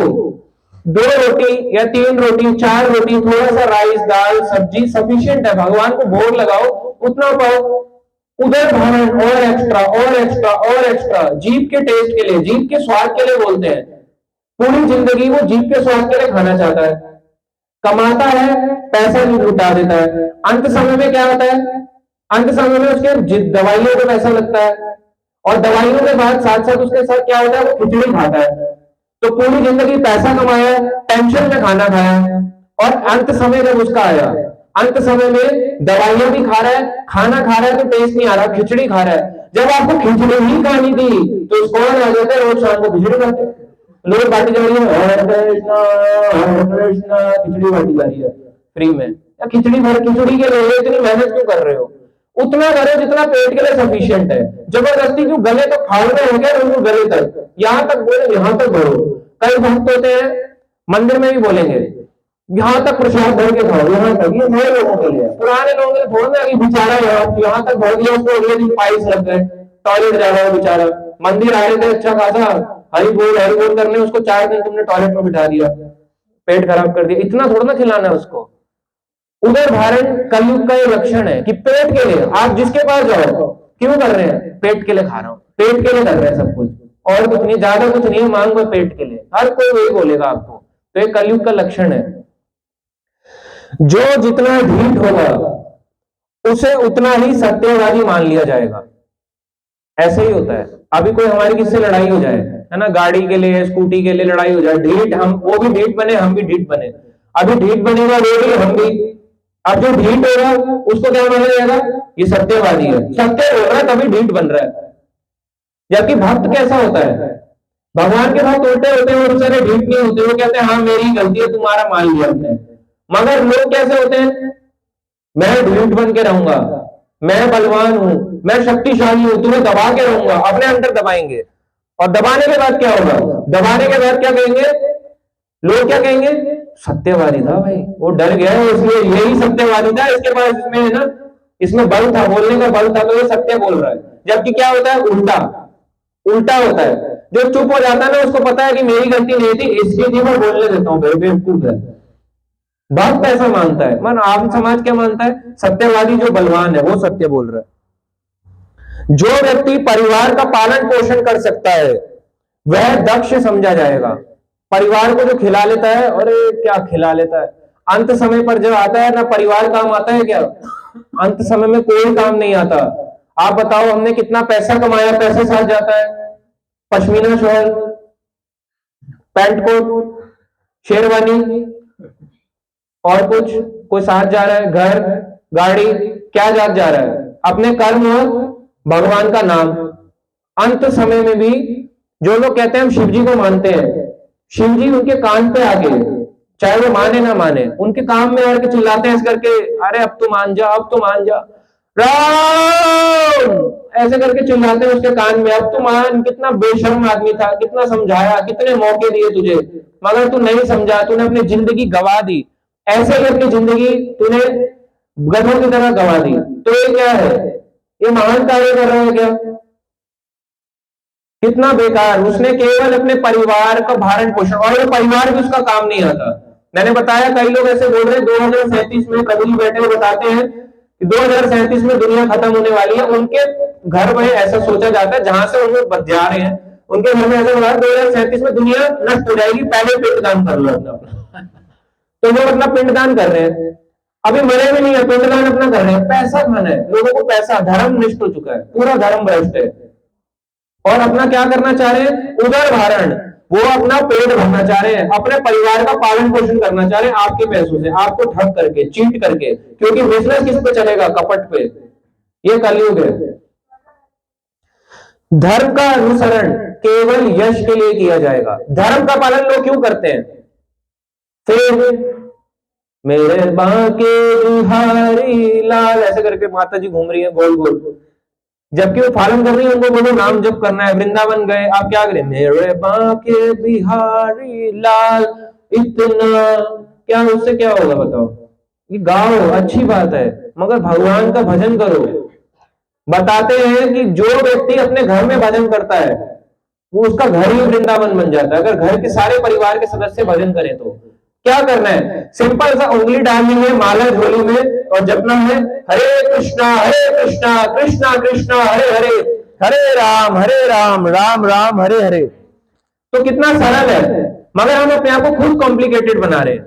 कलयुग में भगवान का एक अवतार है जिसे कहते हैं नाम अवतार। ये जो भगवान का नाम है, ये नाम और भगवान में अभिन्न है। आप बोलोगे कैसे अभिन्न है? आप बोलो एक बारी Coca Cola Coca Cola Coca Cola, Pepsi Pepsi Pepsi, बोलो कितनी देर बोल पाएंगे? थोड़ी देर। गूगल गूगल गूगल गूगल, थोड़ी देर नहीं बोल पाओगे, थक जाओगे, फिर क्या हो गया, अरे यार अब नहीं हो रहा हमारा। तो कलयुग में भगवान का जो नाम है ये साक्षात भगवान ही है। हनुमान जी से पूछा गया, हनुमान जी जा रहे थे, भगवान राम जा रहे थे साकेत धाम को, हनुमान से पूछा कि हनुमान चलो साकेत धाम, सबके सब जा रहे हैं, सब जा रहे हैं, जय श्री राम जय श्री राम, तुम भी चलो। हनुमान जी से पूछते हैं कि तुम नहीं जाओगे? हनुमान जी कहते हैं कि नहीं, मैं थोड़ा ना जाऊंगा। कहते हैं, वहां बोलते हैं कि वहां भगवान का नाम होता है। वहां भगवान राम कहते हैं हाँ, मेरे धाम में तो भगवान का नाम ही नाम है, मेरा नाम तो हर कोई लेता रहता है। कह रहे वहां प्रचार होता है, लोगों को भगवान का नाम दिया जाता है। कह रहे वहां किसको नाम देना, सारे तो भक्त हैं, किसको प्रचार करोगे तुम? तो कहते हैं मुझे यही छोड़ दो, जहां राम कथा और राम का नाम प्रचार नहीं हो रहा, तो वहां मैं जाके क्या करूंगा, वहां तो सारे भक्त हैं, मुझे यही रहने दो, अभक्तों के समाज में जाके प्रचार करूंगा। तो हनुमान जी ने बहुत बड़ी सेवा ली है। गुप्त रूप से हनुमान जी जहां भी राम कथा होती है वहां आके चुपचाप बैठ जाएंगे, दिखाएंगे थोड़ा ना, चुपचाप बैठ जाएंगे, कथा सुनेंगे, यहाँ पे बैठेंगे और यहीं से चले जाएंगे। यहाँ पे आएंगे थोड़ी देर के लिए, कथा सुन के चले जाएंगे। जहां पे कथा होती है वहां पे राम की कथा में हनुमान जी आ जाते हैं। जहां पे कथा होती है देवी देवता कान लगा लगा के सुनते हैं। अरे भागवत कथा हो रही है, भगवान के बारे में बताया जा रहा है, कलयुग के लक्षण बताए जा रहे हैं, देवी देवता आके सुनते हैं, इंद्र चंद्र सूर्य सब आके सुनते हैं, सारे नवग्रह आके सुन रहे हैं कि भगवान की कथाएं चल रही हैं। तो कलयुग का लक्षण बताया गया है, धर्म केवल यश के लिए, सारे लोग यश पाना चाहते हैं धर्म के नाम पे, अपनी अपनी सोसाइटी खोल लेते हैं। एक सोसाइटी है उसका नाम है आर्य समाज। अब उन्होंने क्यों खोला है ये समाज, आपको पता है इसका समाज का कारण क्या था? तो इनके जो फाउंडर थे दयानंद सरस्वती जो इनके फाउंडर थे, इन्होंने क्यों खोला? इन्होंने एक बार देखा शिवलिंग पे फूल चढ़ा था और प्रसाद चढ़ा था, तो प्रसाद में जो भोग चढ़ा था उस पे चूहा आया, उसको खाने लग गया। उन्होंने बोले कैसे भगवान है, कैसा घोर अवतार है? वैसे तो बोल रहे हैं शिव जी भगवान के घोर अवतार है, वैष्णव नाम यथा शंभु, ये क्या है? ये तो गया पे वो चूहा चढ़ के बैठा है इनके ऊपर। तो उन्होंने उस दिन से मान लिया कि ईश्वर वगैरह कुछ नहीं है। उन्होंने अपना एक पंथ चलाया आर्य समाज के नाम से और बोलते हैं यही भगवान है, आर्य भवन है, स्वाहा स्वाहा स्वाहा। यश, और यश मिला नहीं तो क्या करते हैं, वहां पे आप जाओ, एक लड़का लाओ एक लड़की लाओ, दो इधर से, दो लड़की की साइड से दो लड़कों की साइड से, आपकी शादी करा देंगे, उसमें सिग्नेचर करा देंगे, भाग के शादी। आप कहोगे वाह पंडित जी आपने तो अच्छा उपाय दे दिया, हमारे बच्चे भी कहीं ऐसे ना कर लें। तो हमें उसको बचाना है। ये गलत जो चल रहा है ना, धारणाएं जो लोगों ने बना रखी हैं, इनसे बच के रहना चाहिए। कलयुग में असुर है ये।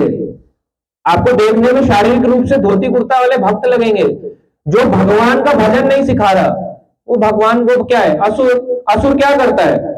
जिसका सुर ट्यूनिंग भगवान से मैच नहीं करती, असुर। जिसका सुर भगवान से मैच नहीं कर रहा, तो वो असुर है। एक बात बताया जाता है, आगे आता है कि इस तरह जो जो पृथ्वी भ्रष्ट जनता से भरती जाएगी, क्यों तो समस्त वर्णों से जो अपने आप को सबसे बलवान दिखला सकेगा, वह राजनीतिक शक्ति प्राप्त करेगा। जो बल दिखा सकेगा वो उसको राजा बना देंगे, उसको लीडर बना देंगे। आज के समय पॉलिटिशियन होते हैं, जो शक्तिशाली होता है वही तो पॉलिटिशियन बनता है। जिसके पास बल ही नहीं है, बेचारा क्या बनेगा, कितना भी सत्यवादी हो। उसको बनाएंगे नहीं, बनाएंगे उसको, आप इलेक्ट करोगे हमारे यहाँ का ये बनेगा, ये प्रधान बनेगा, जो भी बनेगा, आप उसी को चुनोगे जिसके हाथ में पावर होगी, जिसके हाथ में सत्ता होगी। सत्य के बल पे कोई नहीं चुनता आज के समय में। ये कलयुग का एक लक्षण है कि जो लीडर होंगे वो अपने आप ही करप्ट होंगे। कोई लीडर अपने आप को ये नहीं कहता कि मैं करप्ट नहीं हूं, पर होते क्या है, करप्ट।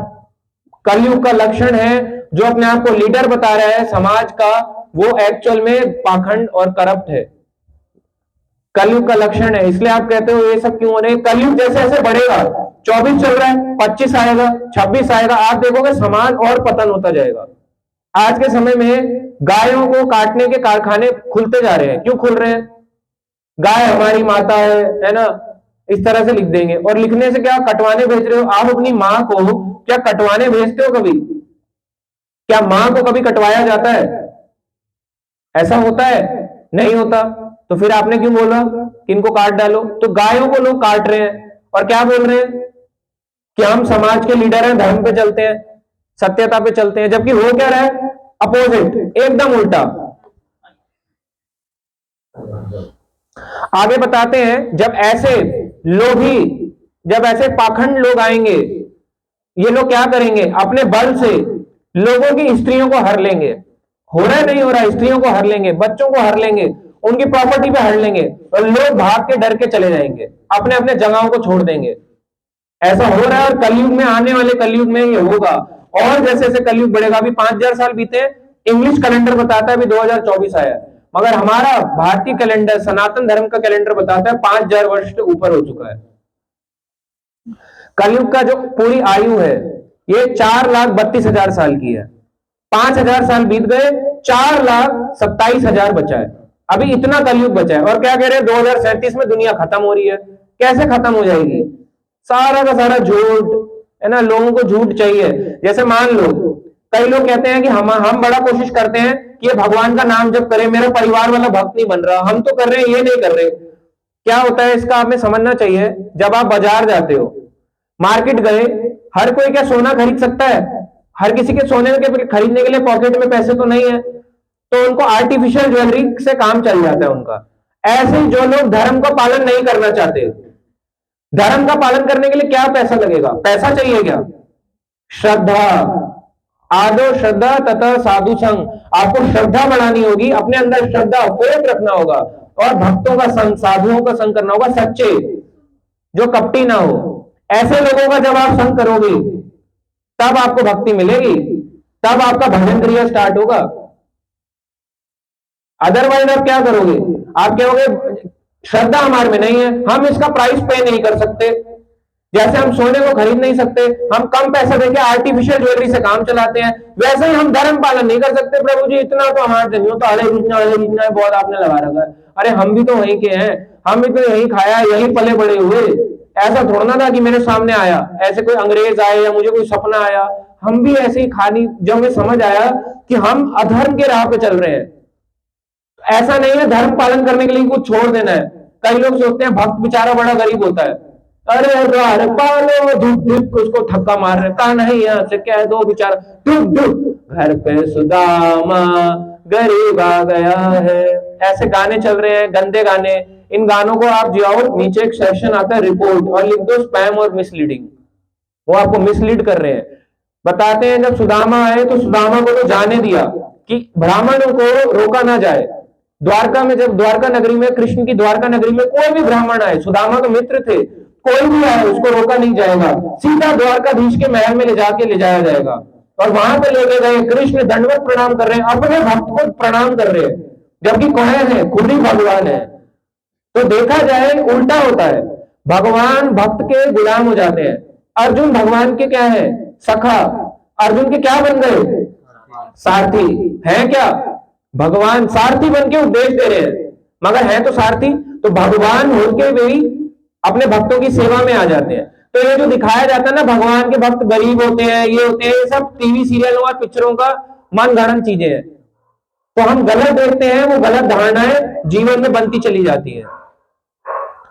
आगे आते हैं, कलयुग में क्या होगा, लोग क्या होंगे, अकाल पड़ेगा। और क्या होगा, अत्यधिक कर से सताए हुए लोग, पतियां क्या खाएंगे, जब बहुत ज्यादा टैक्स बढ़ जाएगा। टैक्स बढ़ता जा रहा, नहीं बढ़ता जा रहा, 18% जीएसटी बढ़ता जा रहा है टैक्स, अभी और बढ़ जाएगा। बाहर की कंट्रियों में लोग जाते हैं, कनाडा वगैरह, पूछो कितना टैक्स भरते हैं, बहुत हाई टैक्स भरते हैं। कनाडा वगैरह में जो जहां से लोग जा रहे हैं ना, अब तो बहुत बुरा हाल हो गया, लोग जानते हैं कनाडा वालों का क्या हाल हो रहा है, बहुत टैक्स भरना पड़ता है, कोई मौज मस्ती की लाइफ नहीं है वहां पे। इससे अच्छा भारत में रहो, लीला स्थलियों में जाओ, इतनी सारी है, बद्रीनाथ धाम है, द्वारका धाम है गुजरात में, जगन्नाथपुरी धाम है, वृंदावन धाम है, रामेश्वरम धाम है, छोड़ छोड़ के जा रहे हैं कनाडा में। वहां पे क्या है, गोरे वाले में लड़की, और वो भी भाव नहीं दे रही वो भी ऐसे करके जा रही है, ऐसे ऐसे करके उसको सीटियां मार रहे हैं, फिर गाने गाने चला रहे हैं ऐसे करके, है ना, ऐसे करके जिप्सी चला रहे हैं, दिखा रहे हैं, कुछ नहीं, उनको पूरा घास भी नहीं डाल रही वो लोग। वो हमारे को स्लेव्स मानते हैं, आपको पता है। जो लोग वहां के भक्त नहीं है ना, जो भक्त बन गए, वो तो भारतीय लोगों को बहुत ऊंचा मानते हैं कि भारत भूमि में जन्म लिया भाई, छोटी मोटी बात नहीं है। जो इस्कॉन से जुड़ गए भक्त बन गए, जो वहां पे कर रहे हैं हरे कृष्णा महामंत्र जप रहे हैं, मगर जो नहीं बने वो हमें स्लेव्स मानते हैं। आप उनके गुलाम हो एक तरह से, तो हम गुलाम करने जा रहे हैं क्या? इतना हम यहाँ पे पैदा होकर गुलाम करने गए हो, यहीं पे बन जाओ गुलाम, उनसे तो अच्छा ही है। तो बताते हैं कलयुग में जब इतना अकाल पड़ेगा, लोग क्या खाएंगे, पत्तियां। आप देख रहे हो पत्तियां हैं, माता जी ने कितने सारे प्लांट्स कर रखे हैं, ऐसी पत्तियां जहां लोगों को दिखेगा खाने का काल पड़ेगा कलयुग। अभी नहीं, अभी तो आराम से, अभी ऐशो आराम है, अभी नहीं। कलयुग का जब प्रभाव बढ़ेगा तब लोग पत्तियां खाएंगे और जड़ खाएंगे, कुछ नहीं मिलेगा, दांत से कुछ ना कुछ तो चबाना होगा, जड़े, मांस, एक दूसरे को मार काट के खाएंगे। चाइना एक ऐसी कंट्री है जहां पे कैनाबेलिज्म लीगल है। कैनाबेलिज्म का मतलब पता है क्या है? मां के पेट में 6 महीने के बच्चे को निकाला जाता है, उसको काटा जाता है, काट के उसको जो भी है, क्योंकि छोटा बच्चा होता है, उसको मारा जाता है, काटा जाता है, और उसका मांस ऐसे करके पका रहे हैं, तंदूरी चिकन ऐसे करके, फ्राई चिकन ऐसे करके पका रहे हैं तेलों की कढ़ाई में, 6 महीने के बच्चे को। कैनाबेलिज्म चाइना में लीगल है। अभी ये शुरू हो चुका है एक देश में, एक देश के कुछ हिस्से में, मगर आज भी क्योंकि इस्कॉन जैसा समाज है, वहां भी पहुंच जाते हैं, हरे कृष्णा हरे कृष्णा, वहां पे प्रचार कर रहे हैं, और प्रचार कर करके चाइना के लोगों को भी क्या क्या दे रहे हैं, हरे कृष्ण महामंत्र दे रहे हैं, उन्हें भगवान दे रहे हैं, कृष्ण से जोड़ रहे हैं उन लोगों को। ऐसे ऐसे देशों में आज के समय में इस्कॉन टेम्पल खुले हुए, आप बिलीव करोगे, पाकिस्तान में 5 मंदिर, दुबई, जहां पे आप अपना मंदिर नहीं, और इस्कॉन से तो वैसे ही लोग डरते हैं, बाहर के देश वाले, है ना, मुगल देश, अरब कंट्रीज, चाइना, जापान, ये कंट्री जल्दी डरता है, कोरिया भारत से डरते हैं। क्यों? क्योंकि भारत में ऐसे आज भी लोग हैं जो धर्म का प्रचार कर रहे हैं, और इस्कॉन में तो सिखाया ही जाता है। तो जब मैं पहली बार, मैं भी जब इस्कॉन गया, मुझे भी नहीं पता था इस्कॉन वगैरह भक्ति भावना क्या होती है। हम भी जाते थे, हमें भी ऐसे लगता था खाओ पियो मौज मस्ती करो तो चले जाओ। बाद में समझ आया कि धर्म का प्रचार करना कितना जरूरी है। सारा समाज खराब होता जा रहा है, अगर हम नहीं आएंगे आगे तो कौन आएगा? किसी ना किसी को, एक को तो आगे बढ़ना होगा। हर कोई पेशेंट बन के जिएगा तो डॉक्टर कौन बनेगा? किसी को तो डॉक्टर बनना पड़ेगा। तो डॉक्टर ऑलरेडी है, हम उनके, आप ये समझ लीजिए, उनके साथ सहयोग कर रहे हैं, उन डॉक्टरों के साथ प्रयास कर रहे हैं अपना थोड़ा थोड़ा देके, और हम ये बोल रहे हैं कि मेरी बीमारी क्योंकि ठीक हुई है तो मैं चाहता हूं आप लोगों की भी बीमारियां ठीक हो जाए। तो भक्ति करना बहुत जरूरी है। डॉक्टर हैं, हम ऐसे पेशेंट थे जो बीमार थे, ठीक हो गए हैं, और अब अपनी बीमारी ठीक होने के बाद आप लोगों को ही बोल रहे हैं जुड़ जाओ, भगवान का नाम जप कर लो, नियमों का पालन कर लो, ये कथाओं को सुनो, इससे आपके जीवन में परिवर्तन आएगा। तो बताते हैं खाने के लिए जंगली शहद, मांस भी खाएंगे, जंगली शहद भी खाएंगे। ऐसा नहीं डाबर हनी ऐसे करके खा रहे हैं, यूं ऐसे करके, अदरक के साथ गला खराब है तो अदरक के साथ यूं करके खा लिया, या दूध में डाल डाल के घोल के पी रहे हैं, ऐसा नहीं। जंगली शहद, फल फूल ये सब खाएंगे, फूल भी खाएंगे। और बीज खाने के लिए लोग बाध्य हो जाएंगे, उनको खाना ही पड़ेगा, मना नहीं कर सकते, खाना ही पड़ेगा। जीवित रहने के लिए मांस भी खाना पड़ेगा लोगों को आने वाले कलयुग में। तो ये लक्षण है, ये मत सोचना मांस खाएंगे पाप नहीं लगेगा, लगेगा। भगवान सब देख रहे हैं, हृदय में बैठे हैं परमात्मा रूप में, सब जानते हैं कौन क्या कर रहा है। एक ऐसा क्षण नहीं होता जिस समय हमें भगवान ना देख रहे हो। रावण के अंदर भी परमात्मा रूप में भगवान थे, मगर शांत थे। भगवान तब तक नहीं बोलते जब तक कोई सुनना नहीं चाहता, इसलिए बाहर से अपना कौन भेजते हैं, रिप्रेजेंटेटिव भेजते हैं, अपना एक अधिकारी भेजते हैं गुरु रूप में या एक भक्त रूप में, जो आपको बताएगा भगवान कौन है। अदरवाइज तो लोग ऐसे जीते चले जाएंगे। बताते हैं अनावृष्टि से पीड़ित होकर पूर्णतया विनष्ट हो जाएंगे, ड्रॉट पड़ेगा, अन्न है ना, अन्न नहीं उगेगा। जो आपको दाल चावल रोटी सब्जी मिलती है, अन्न नहीं मिलेगा। अन्न के बिना कैसे जियोगे? ये कलयुग का लक्षण है, अनावृष्टि हो जाएगी।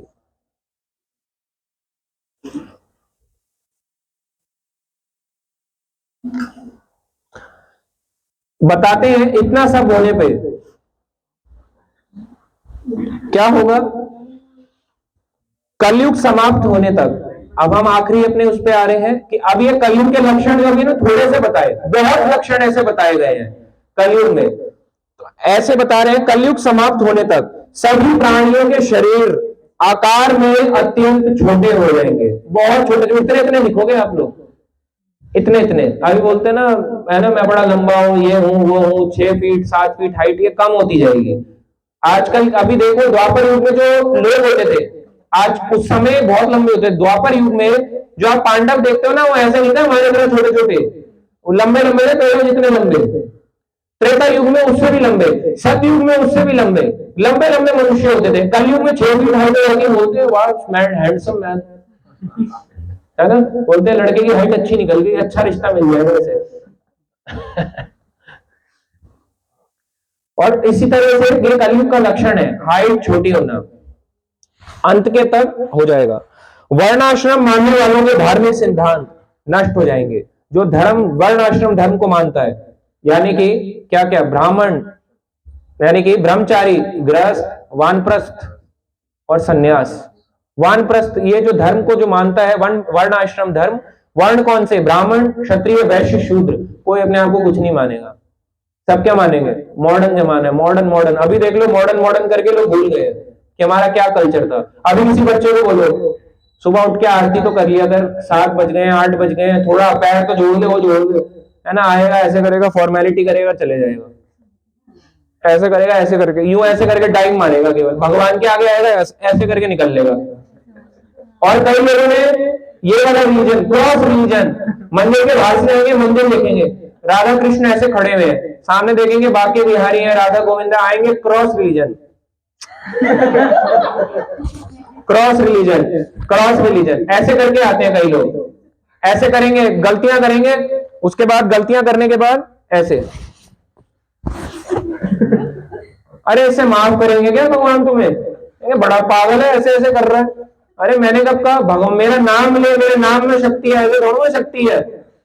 पागल है लोग एक्चुअली, अपना अपना रिलीजन, अपना अपना धर्म बनाए बैठे हैं। आगे आता है मानव समाज वेदों के मार्ग को पूरी तरह भूल जाएगा। मानव समाज कलयुग के अंत में बता रहे हैं क्या होगा? हाइट छोटी, वर्णाश्रम धर्म भूल जाएंगे, है ना, वेदों को भूल जाएगा। अरे ये भी कुछ था क्या? आज को पूछो, किसी को पूछो भगवत गीता किसने बोली, ऐसे बोल देंगे आई थिंक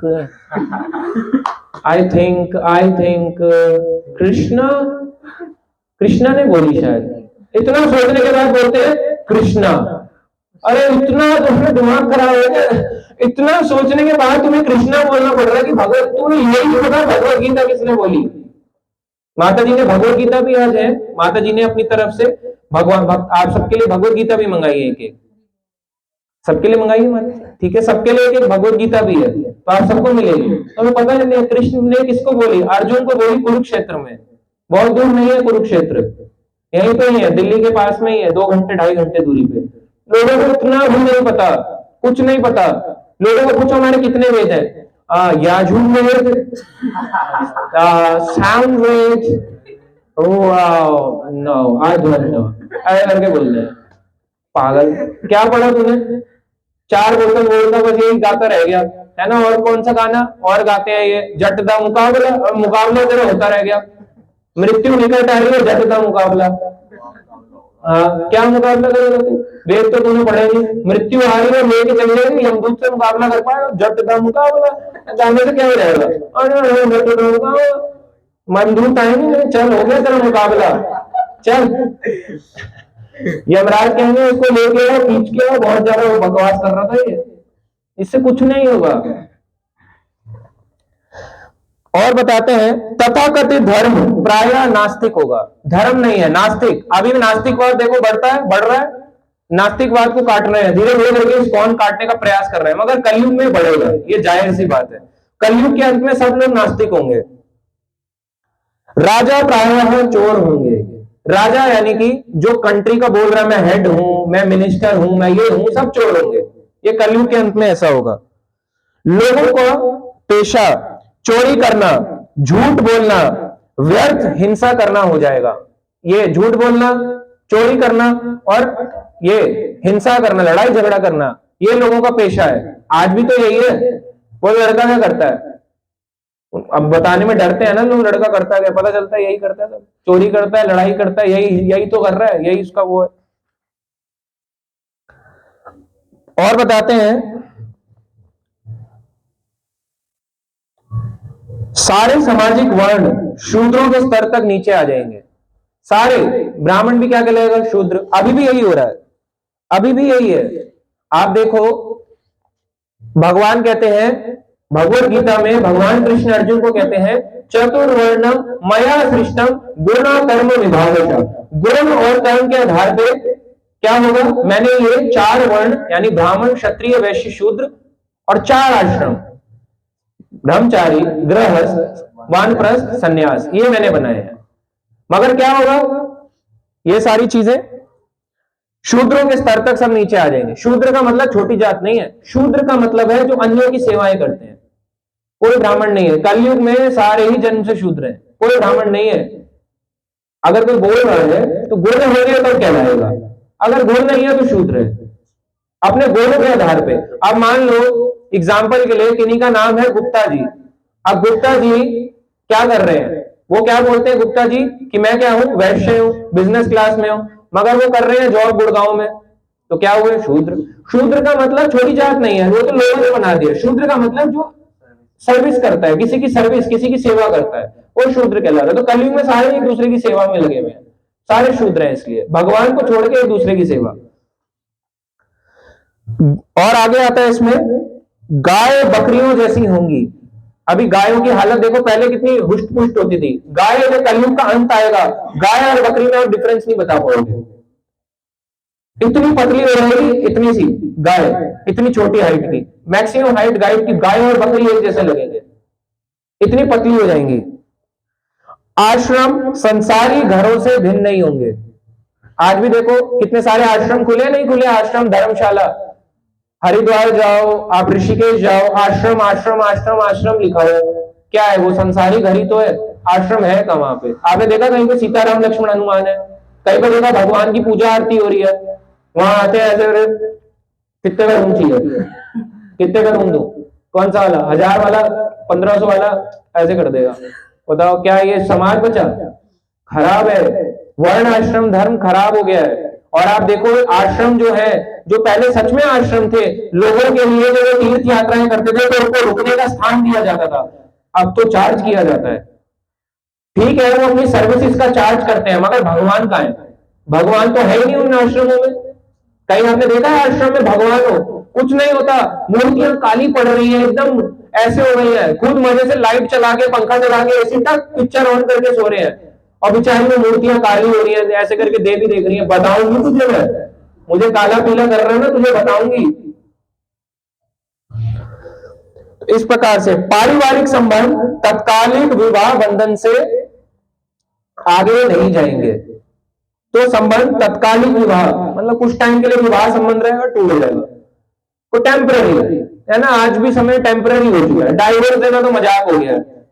अभी कुछ समय पहले तो थोड़ा बैड गवर्नमेंट ने बैन किया, नहीं तो कैसे होता, तलाक तलाक तलाक, बेचारी गई वाइफ, वही तो वजह से लड़ाई कर दी, ऐसे करके बैठी है, ऐसे करके तुम्हें कोई दिक्कत तो नहीं है, नहीं बड़ा बोलती है तुम्हें, कल मैं आया था लेट आया था, डांट रही थी, तलाक तलाक तलाक, निकाल दिया, एक बीवी गई, अगली से शादी, दूसरी से गई, दूसरी से तलाक तलाक तलाक, दूसरी को भी छोड़ दिया। ये क्या है, भक्त है, पाखंड, ढोंग।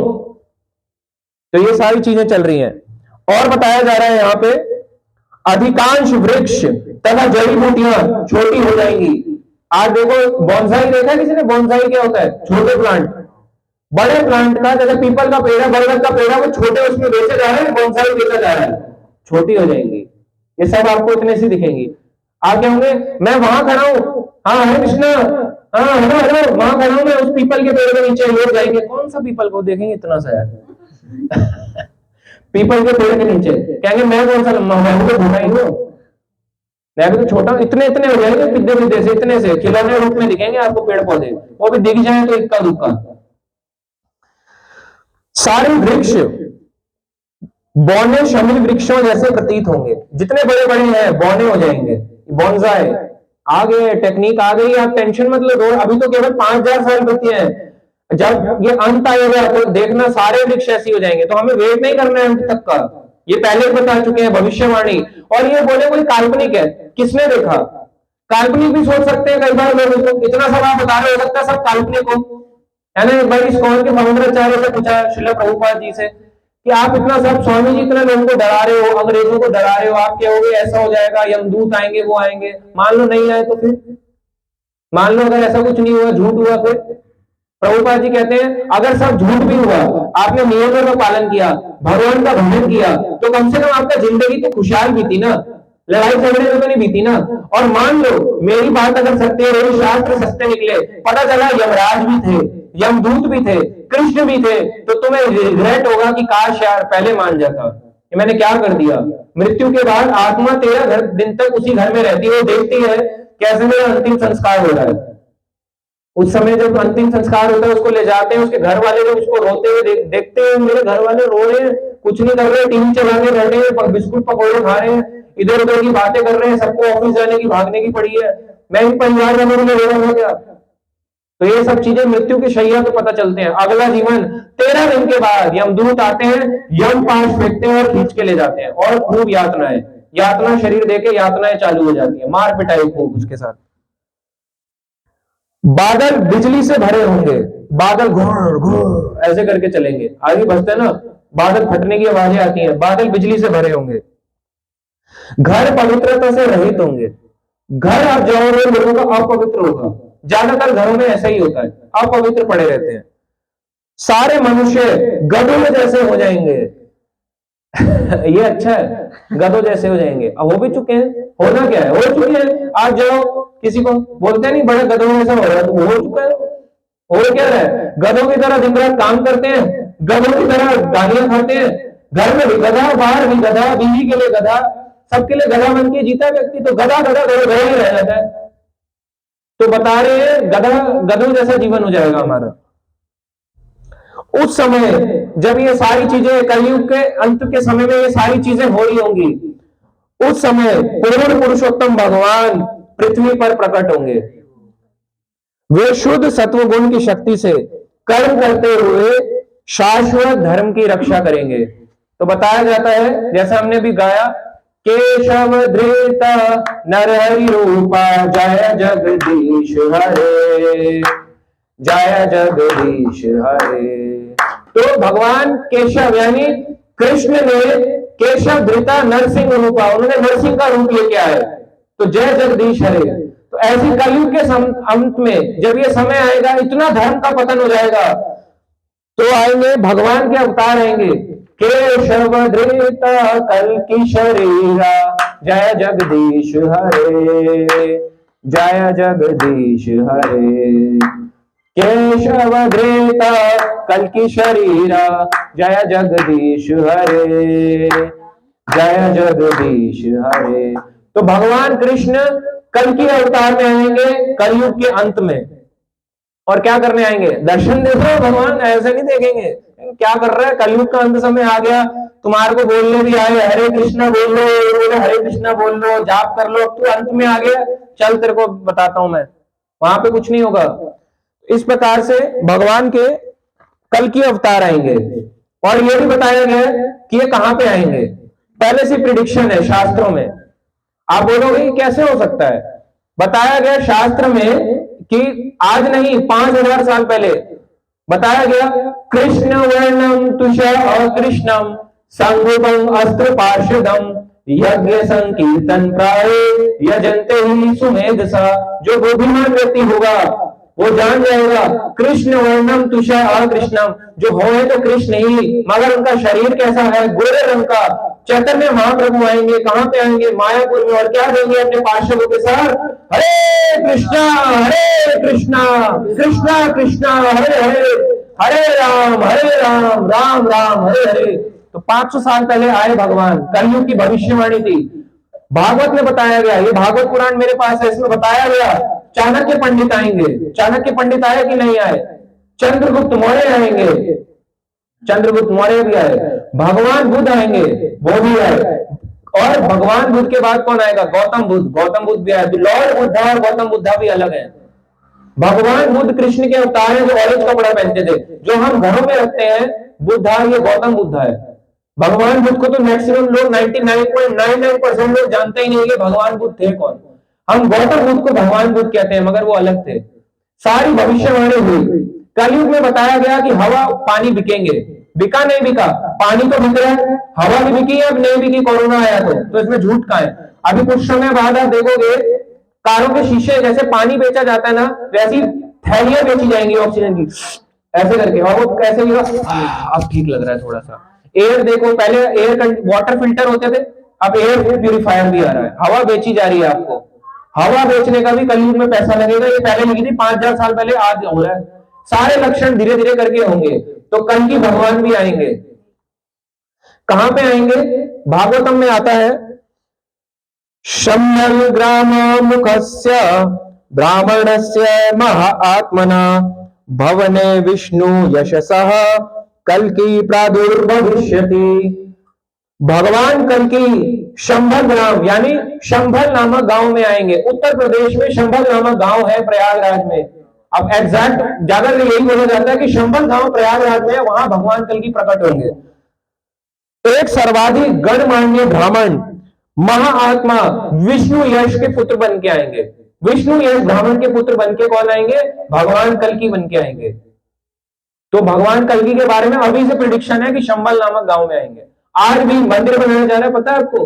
गवर्नमेंट उस जगह पे मंदिर बनाना चाह रही है शंभल गांव में, कि कल की भगवान यहाँ पे प्रकट होंगे। जबकि वो पता नहीं उस समय में तो कहीं और होंगे ना। वो आज जो यहाँ पे भौतिक जीवन जी रहे हैं, हो सकता है भगवान के धाम पहुंच जाए, मगर अभी से प्रिडिक्शन हो चुकी है। अभी नहीं, 5000 साल पहले। किसने करी है? भगवान कृष्ण के अवतार वेद व्यास ने। ये सारी प्रिडिक्शन सच होंगी। आगे आता है, जब भगवान कल के आएंगे, किस पे बैठ के आएंगे? ब्रह्मांड के स्वामी भगवान कल की अपने तेज घोड़े देवदत्त, तो देवदत्त नाम का एक घोड़ा होगा सफेद रंग का, सवार होंगे और हाथ में तलवार लेके आएंगे। ईश्वर के 8 योग ऐश्वर्यों तथा 8 विशिष्ट योग गुणों को शो करेंगे, प्रदर्शित करते हुए पृथ्वी पर विचरण करेंगे, पृथ्वी पर घूमेंगे अपने देवदत्त नामक घोड़े के ऊपर। इस प्रकार से जाएंगे, हाथ में ऐसे तलवार लेके भगवान जाएंगे घोड़े के ऊपर। और भगवान का आकार भी होगा छोटा, हर युग में बड़ा होता है, क्योंकि उस समय मनुष्य भी छोटे होंगे, तो भगवान भी छोटे से बन के आएंगे, पौने ब्राह्मण उसके रूप में। विष्णु यश, वे अपना अद्वितीय तेज प्रदर्शित करते हुए, अपने शरीर से तेज निकलेगा, भगवान के शरीर से तेज निकलता है, और तेज गति से सवारी करते हुए उन करोड़ों चोरों का संहार करेंगे जो राजाओं के वेश में रहने का दुस्साहस कर रहे हैं, जो अपने आप को लीडर बता रहा है, मैं समाज का लीडर हूं, मैं ये कर दूंगा, मैं आपके लिए वो कर दूंगा, उन सबको गर्दन को काट डालेंगे। भगवान कल की आएंगे और किसी को नहीं छोड़ेंगे। और बताते हैं जब ये समय आएगा उसके बाद दोबारा से सतयुग प्रारंभ हो जाएगा, जब भगवान कल की सारे दुष्टों का विनाश कर देंगे। परित्राणाय साधु नाम, उस समय भी भगवान के कुछ भक्त रह जाएंगे। विनाशाय च दुष्कृताम, दुष्टों का विनाश करेंगे। अपने घोड़े देवदत्त पे, सफेद रंग के घोड़े पे बैठ के अपनी नंदक तलवार लेके उनका गला काटेंगे। और विनाशाय च दुष्कृताम धर्म संस्थापना अनर्थाय संभवामि युगे युगे, हर युग में भगवान आते हैं, धर्म की पुनः स्थापना होगी और फिर से सतयुग प्रारंभ हो जाएगा। इस तरह से सतयुग, त्रेता, द्वापर, कलयुग, सतयुग, त्रेता, द्वापर, कलयुग, ये 4 युग इस प्रकार से चलते हैं। तो भगवान कल की आएंगे। तो आगे बताया जाता है इसमें कौन कौन वैष्णो देवी गया है। वैष्णो देवी गए, वैष्णो देवी गए हैं, बहुत लोग गए हैं। वैष्णो देवी कौन है? जो है भगवान कल की हाँ, तो एक बताते हैं कल के रूप में जो अवतार लेंगे राम जी, तो वैष्णो माता ही दूसरे रूप में आएंगी और उनकी पत्नी के रूप में उन्हें। हरि हरि बोल। तो माता जी ने पूरा पढ़ा भी है, ये है बात सच है। तो बताते हैं एक भाई असुरों का और देवताओं के बीच में युद्ध चल रहा होता है। तो युद्ध चलते चलते जो देवता होते हैं ये जाते हैं, किसके पास जाते हैं? लक्ष्मी, सरस्वती और किनके पास? काली, देवी काली के पास। इन तीनों के पास जाते हैं, 3 देवी। तो त्रिदेव हैं, 3 देवियां हैं। त्रिदेवियों से प्रार्थना करते हैं कि हमें एक बल प्रदान करने वाली एक ऐसी शक्ति, हमें एक ऐसा सैनिक प्रदान करो जिससे हम असुरों का संहार कर सके, उनको हरा सके। उन तीनों की शक्ति से एक स्त्री प्रकट हुई जिनका नाम हुआ त्रिकुटा। त्रिकुटा का जन्म हुआ साउथ इंडिया में, रत्नाकर सागर एक ब्राह्मण थे, उनके घर में उनका जन्म हुआ। जब उनका जन्म होता है त्रिकुटा का, तो जन्म से ही वो बहुत ही विद्वान होती हैं और वो अच्छे अच्छे विद्वानों को बहुत आसानी से हरा दिया करती थी शास्त्रार्थ में। तो उनके ऐसे कई प्रश्न होते हैं जो बड़े बड़े विद्वान भी सॉल्व नहीं कर पाते थे। एक समय की बात है, वो जाती हैं कहां? अपने घर से, क्योंकि उनको लगता है कि अब मेरे बराबर में कोई भी नहीं है। ज्यादातर जो भी लोग आते हैं मेरे को प्रणाम करके अपनी इच्छा पूर्ति के लिए मेरे पास आते हैं और मुझे क्या करनी है? विष्णु की प्राप्ति। तो वो चली जाती है जंगल में। और जंगल में कहा जाती है? उस समय जो जंगल था वो था रामेश्वरम। रामेश्वरम में जाके त्रिकुटा बैठी होती है और वहां पे ध्यान लगा रही होती है भगवान विष्णु का। जब भगवान विष्णु पे ध्यान लगा रही होती है तो उसी समय उन्हें पता चलता है कि भगवान विष्णु राम अवतार में आए हैं। त्रेता युग चल रहा था, राम अवतार था। सीता का हरण करके रावण लेके चला गया, कहां पे? लंका में। और यहाँ पे जो त्रिकुटा थी वो जानती थी कि अब राम आएंगे। राम अपने किसके साथ आएंगे? वानर सेना के साथ। और सब क्या बोल रहे होंगे? जय श्री राम। इस प्रकार से चलते हुए जाएंगे और जब चलते हुए जा रहे होंगे तब मैं उनसे विवाह करूंगी, ये उनकी इच्छा थी और अपने प्रश्नों का उत्तर लूंगी। तो जब त्रिकुटा जा रही थी तो त्रिकुटा के जाते हुए, जब त्रिकुटा बैठी थी तो भगवान राम जा रहे थे, तो भगवान राम उनसे मिले। तो उन्होंने बोला कि मैं तुमसे क्या करना चाहती हूँ? विवाह, मैं आपसे विवाह करना चाहती हूँ। तो राम कहते हैं इस युग में, त्रेता युग में राम रूप में जब मैं आया हूं, केशव धृता राम रूपा जय जगदीश हरे, जब मैं राम रूप में आता हूं, एक ही पत्नी होती है। तो मेरी तो अभी जो एक ही है, एक ही पत्नी व्रता मैंने व्रत धारण कर रखा है। मैं सीता को लेने जा रहा हूं। तो जब मैं सीता को लंका से लेके आऊंगा, यदि तुमने मुझे पहचान लिया तो मैं वचन देता हूं कि मैं तुमसे विवाह करूंगा। तो वे त्रिकुटा को बोल के रामेश्वरम से आगे जाते हैं। फिर इस प्रकार से रावण को हरा के लंका से वापस आ रहे होते हैं, किस पे? अपने पुष्पक विमान पे।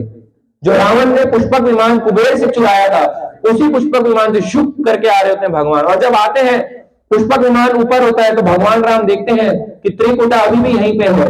मैंने उनको वचन दिया था आज मैं ब्राह्मण का वेश लेके जाऊंगा। तो ब्राह्मण का वेश लेके जाते हैं। त्रिकुटा ध्यान कर रही होती है भगवान विष्णु का। जब वो वहां पहुंचते हैं तो त्रिकुटा के पास जाते हैं, तो वो कहती है स्वामी आप कौन है? मैं आपको पहचान नहीं पाई। इस प्रकार से जो ब्राह्मण होते हैं तो राम समझ जाते हैं कि मेरा जो वचन था ये उसको पूरा नहीं कर पाए, क्योंकि मैंने बोला था यदि तुम मुझे पहचान लोगी तो मैं तुमसे अवश्य विवाह करूंगा। तो अपने राम रूप को प्रदर्शित करते हैं, शो करते हैं त्रिकुटा को। त्रिकुटा देखती है इस प्रकार से कि मुझे राम रूप का दर्शन हुआ, बहुत खुश होती है। मगर उनको एक बात का बुरा भी लगता है कि राम मेरे से शादी नहीं करेंगे। तो बहुत रोती है, विलाप करने लगती है, रोने लगती है। राम आते हैं, राम उनको बोलते हैं मैंने तुम्हें वचन दिया था कि मैं तुमसे विवाह जरूर करूंगा, तो मैं कलयुग में कल की रूप में आऊंगा, और जब मैं कल की रूप में आऊंगा तो तुमसे विवाह करूंगा। तब तक के लिए त्रेता युग चल रहा है, अभी नहीं 24वां मनवंतर, त्रेता युग चल रहा है। तो तुम जाओ जाओ जाओ तपस्या करो, त्रिकुट पर्वत पर जाओ। कहां पे? जम्मू एंड कश्मीर, जो आज के समय में त्रिकुट पर्वत है, और वहां जाके तपस्या करो। और कलयुग में 28वें कलयुग में वैवस्वत मनु के 28वें चतुर्युग में जब मैं आऊंगा कलयुग में, उस समय कलयुग के अंत में मैं कल्कि केशव धृता कल्कि रूपा जय जगदीश हरे कल की रूप में आऊंगा, और तब तुमसे विवाह करूंगा। तो जो वैष्णो देवी आप जाते हैं, वैष्णो माता है, ये भगवान की भक्त है। कई लोगों को लगता है ये दुर्गा है, ये दुर्गा नहीं है, ये भक्त है जो राम का वेट कर रही है कि कल की रूप में आएंगे और भगवान इनसे विवाह करेंगे। इस प्रकार से सारी बातें सच होंगी, तो हमें वेट नहीं करना चाहिए। कलयुग में ना, अगर आप देखोगे कलयुग में 4,32,000 साल है, 5,000 बीत गए, अभी 10,000 साल तक भगवान का नाम गूंजेगा। क्यों? क्योंकि 500 साल पहले चैतन्य महाप्रभु आए थे, उन्होंने कहा था कि पृथ्वी के नगर आदि ग्राम में, है ना, सर्वत्र प्रचार हो वो मेरा नाम। हर जगह पृथ्वी के एक एक नगर आदि गांव, जितना भी आप देख रहे हो गांव हो, चाहे शहर हो, चाहे उत्तराखंड के हो, चाहे बिहार के हो, चाहे दिल्ली के शहर हो, बेंगलोर हो, मुंबई हो, पृथ्वी का कोई भी जगह हो, हर एक कोने में क्या होगा? हरे कृष्णा कृष्णा कृष्णा हरे हरे, हरे राम राम राम हरे हरे। तो इस प्रकार से भगवान का ये नाम, हरि नाम गूंजेगा। तो आगे आता है कि कलयुग के लिए जीवों के लिए, कलयुग के जीवों के लिए एक लास्ट है, इसके बाद हम करेंगे। तो कलयुग के जीवों के लिए एक फायदा भी है। तो ये जो 10,000 युग, अभी 10,000 साल और युग चलेंगे, ये गोल्डन पीरियड है ना। तो गोल्डन पीरियड में क्या होगा? इस समय जिसने हरे कृष्ण महामंत्र कर लिया, वो कलयुग के इन सारे लक्षणों से बच जाएगा और भगवान के इसी जीवन में भगवान के धाम को प्राप्त करेगा। जब परीक्षित महाराज सारी ये कथाएं सुनते हैं सुखदेव गोस्वामी से, इतने कलयुग के लक्षण सुनाए, तो परीक्षित घबराने लग जाते हैं। वो पूछते हैं कि कलयुग के जीवों का कैसे उद्धार होगा, है ना। तो सुखदेव गोस्वामी कहते हैं कि कला दोष निधे राजन अस्ति ही एक महान गुणा कीर्तनाद एव कृष्णस्य मुक्त संघा परम व्रजेत।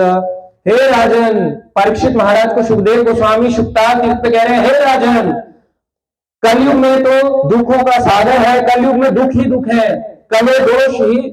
हे राजन, फिर भी इस युग में एक अच्छा गुण है। इस युग में इतने दोषों के बाद भी एक स्पेशलिटी है। क्या स्पेशलिटी है कलयुग में? केवल हरे कृष्ण महामंत्र का कीर्तन करने से मनुष्य भव बंधन से मुक्त हो सकता है। केवल, ये नहीं बोला, केवल कीर्तनाद एव ही कृष्ण से, केवल कृष्ण के कीर्तन से व्यक्ति, हरे कृष्ण महामंत्र के कीर्तन से व्यक्ति मुक्त हो सकता है और दिव्य धाम को प्राप्त हो सकता है। हरि हरि बोल। तो इस कलयुग में दोष ही दोष है, एक महान गुण है, वो है भगवान का नाम लेना। हम सबको भगवान का नाम लेना चाहिए। तो यहाँ पे भगवत गीता भी है और आप इसको पढ़ सकते हैं, ऑनलाइन जुड़ सकते हैं, माता जी भी जुड़ती हैं, और यहाँ पे कुछ चैंटिंग बैग भी है, उन मालाओं को ले। ये मालाएं आपके लिए फ्री में है। ये मालाएं क्या होता है, अगर इसका चार्ज लेते, है ना, माता जी अगर चार्ज लेती तो क्या होता? तब आप करते हरे कृष्णा चार्ज ले गए। अब माता जी सबको फ्री में दे रही है, अरे करे नहीं करे, फ्री का है ना। तो फ्री की चीज को लोग ठुकरा देते हैं, बट फ्री का है, भगवान का नाम फ्री होता है। और तभी आपको, क्योंकि ये फ्री का है, तभी आपको इस संसार से फ्री करेगा, मुक्त तभी करेगा जब आप इसका जप करोगे। कलयुग में दोषों को काटना है, भगवान का भक्त बनना है, तो वही भक्त है जो कलयुग में हरे कृष्ण महामंत्र का जाप करता है। तो हमें भी जाप करना चाहिए। और अब हम आरती करेंगे भगवान की, और सभी भक्त अब हाथ उठा के जोर से बोलेंगे, हरे कृष्णा कृष्णा कृष्णा हरे हरे, हरे राम राम राम हरे हरे। ठीक है, तो सभी ऑनलाइन वाले भक्तों को हरे कृष्णा, जिन्होंने ज्वाइन किया, तो हम आप सबको हरे कृष्ण महामंत्र बोल के आपको धन्यवाद करते हैं।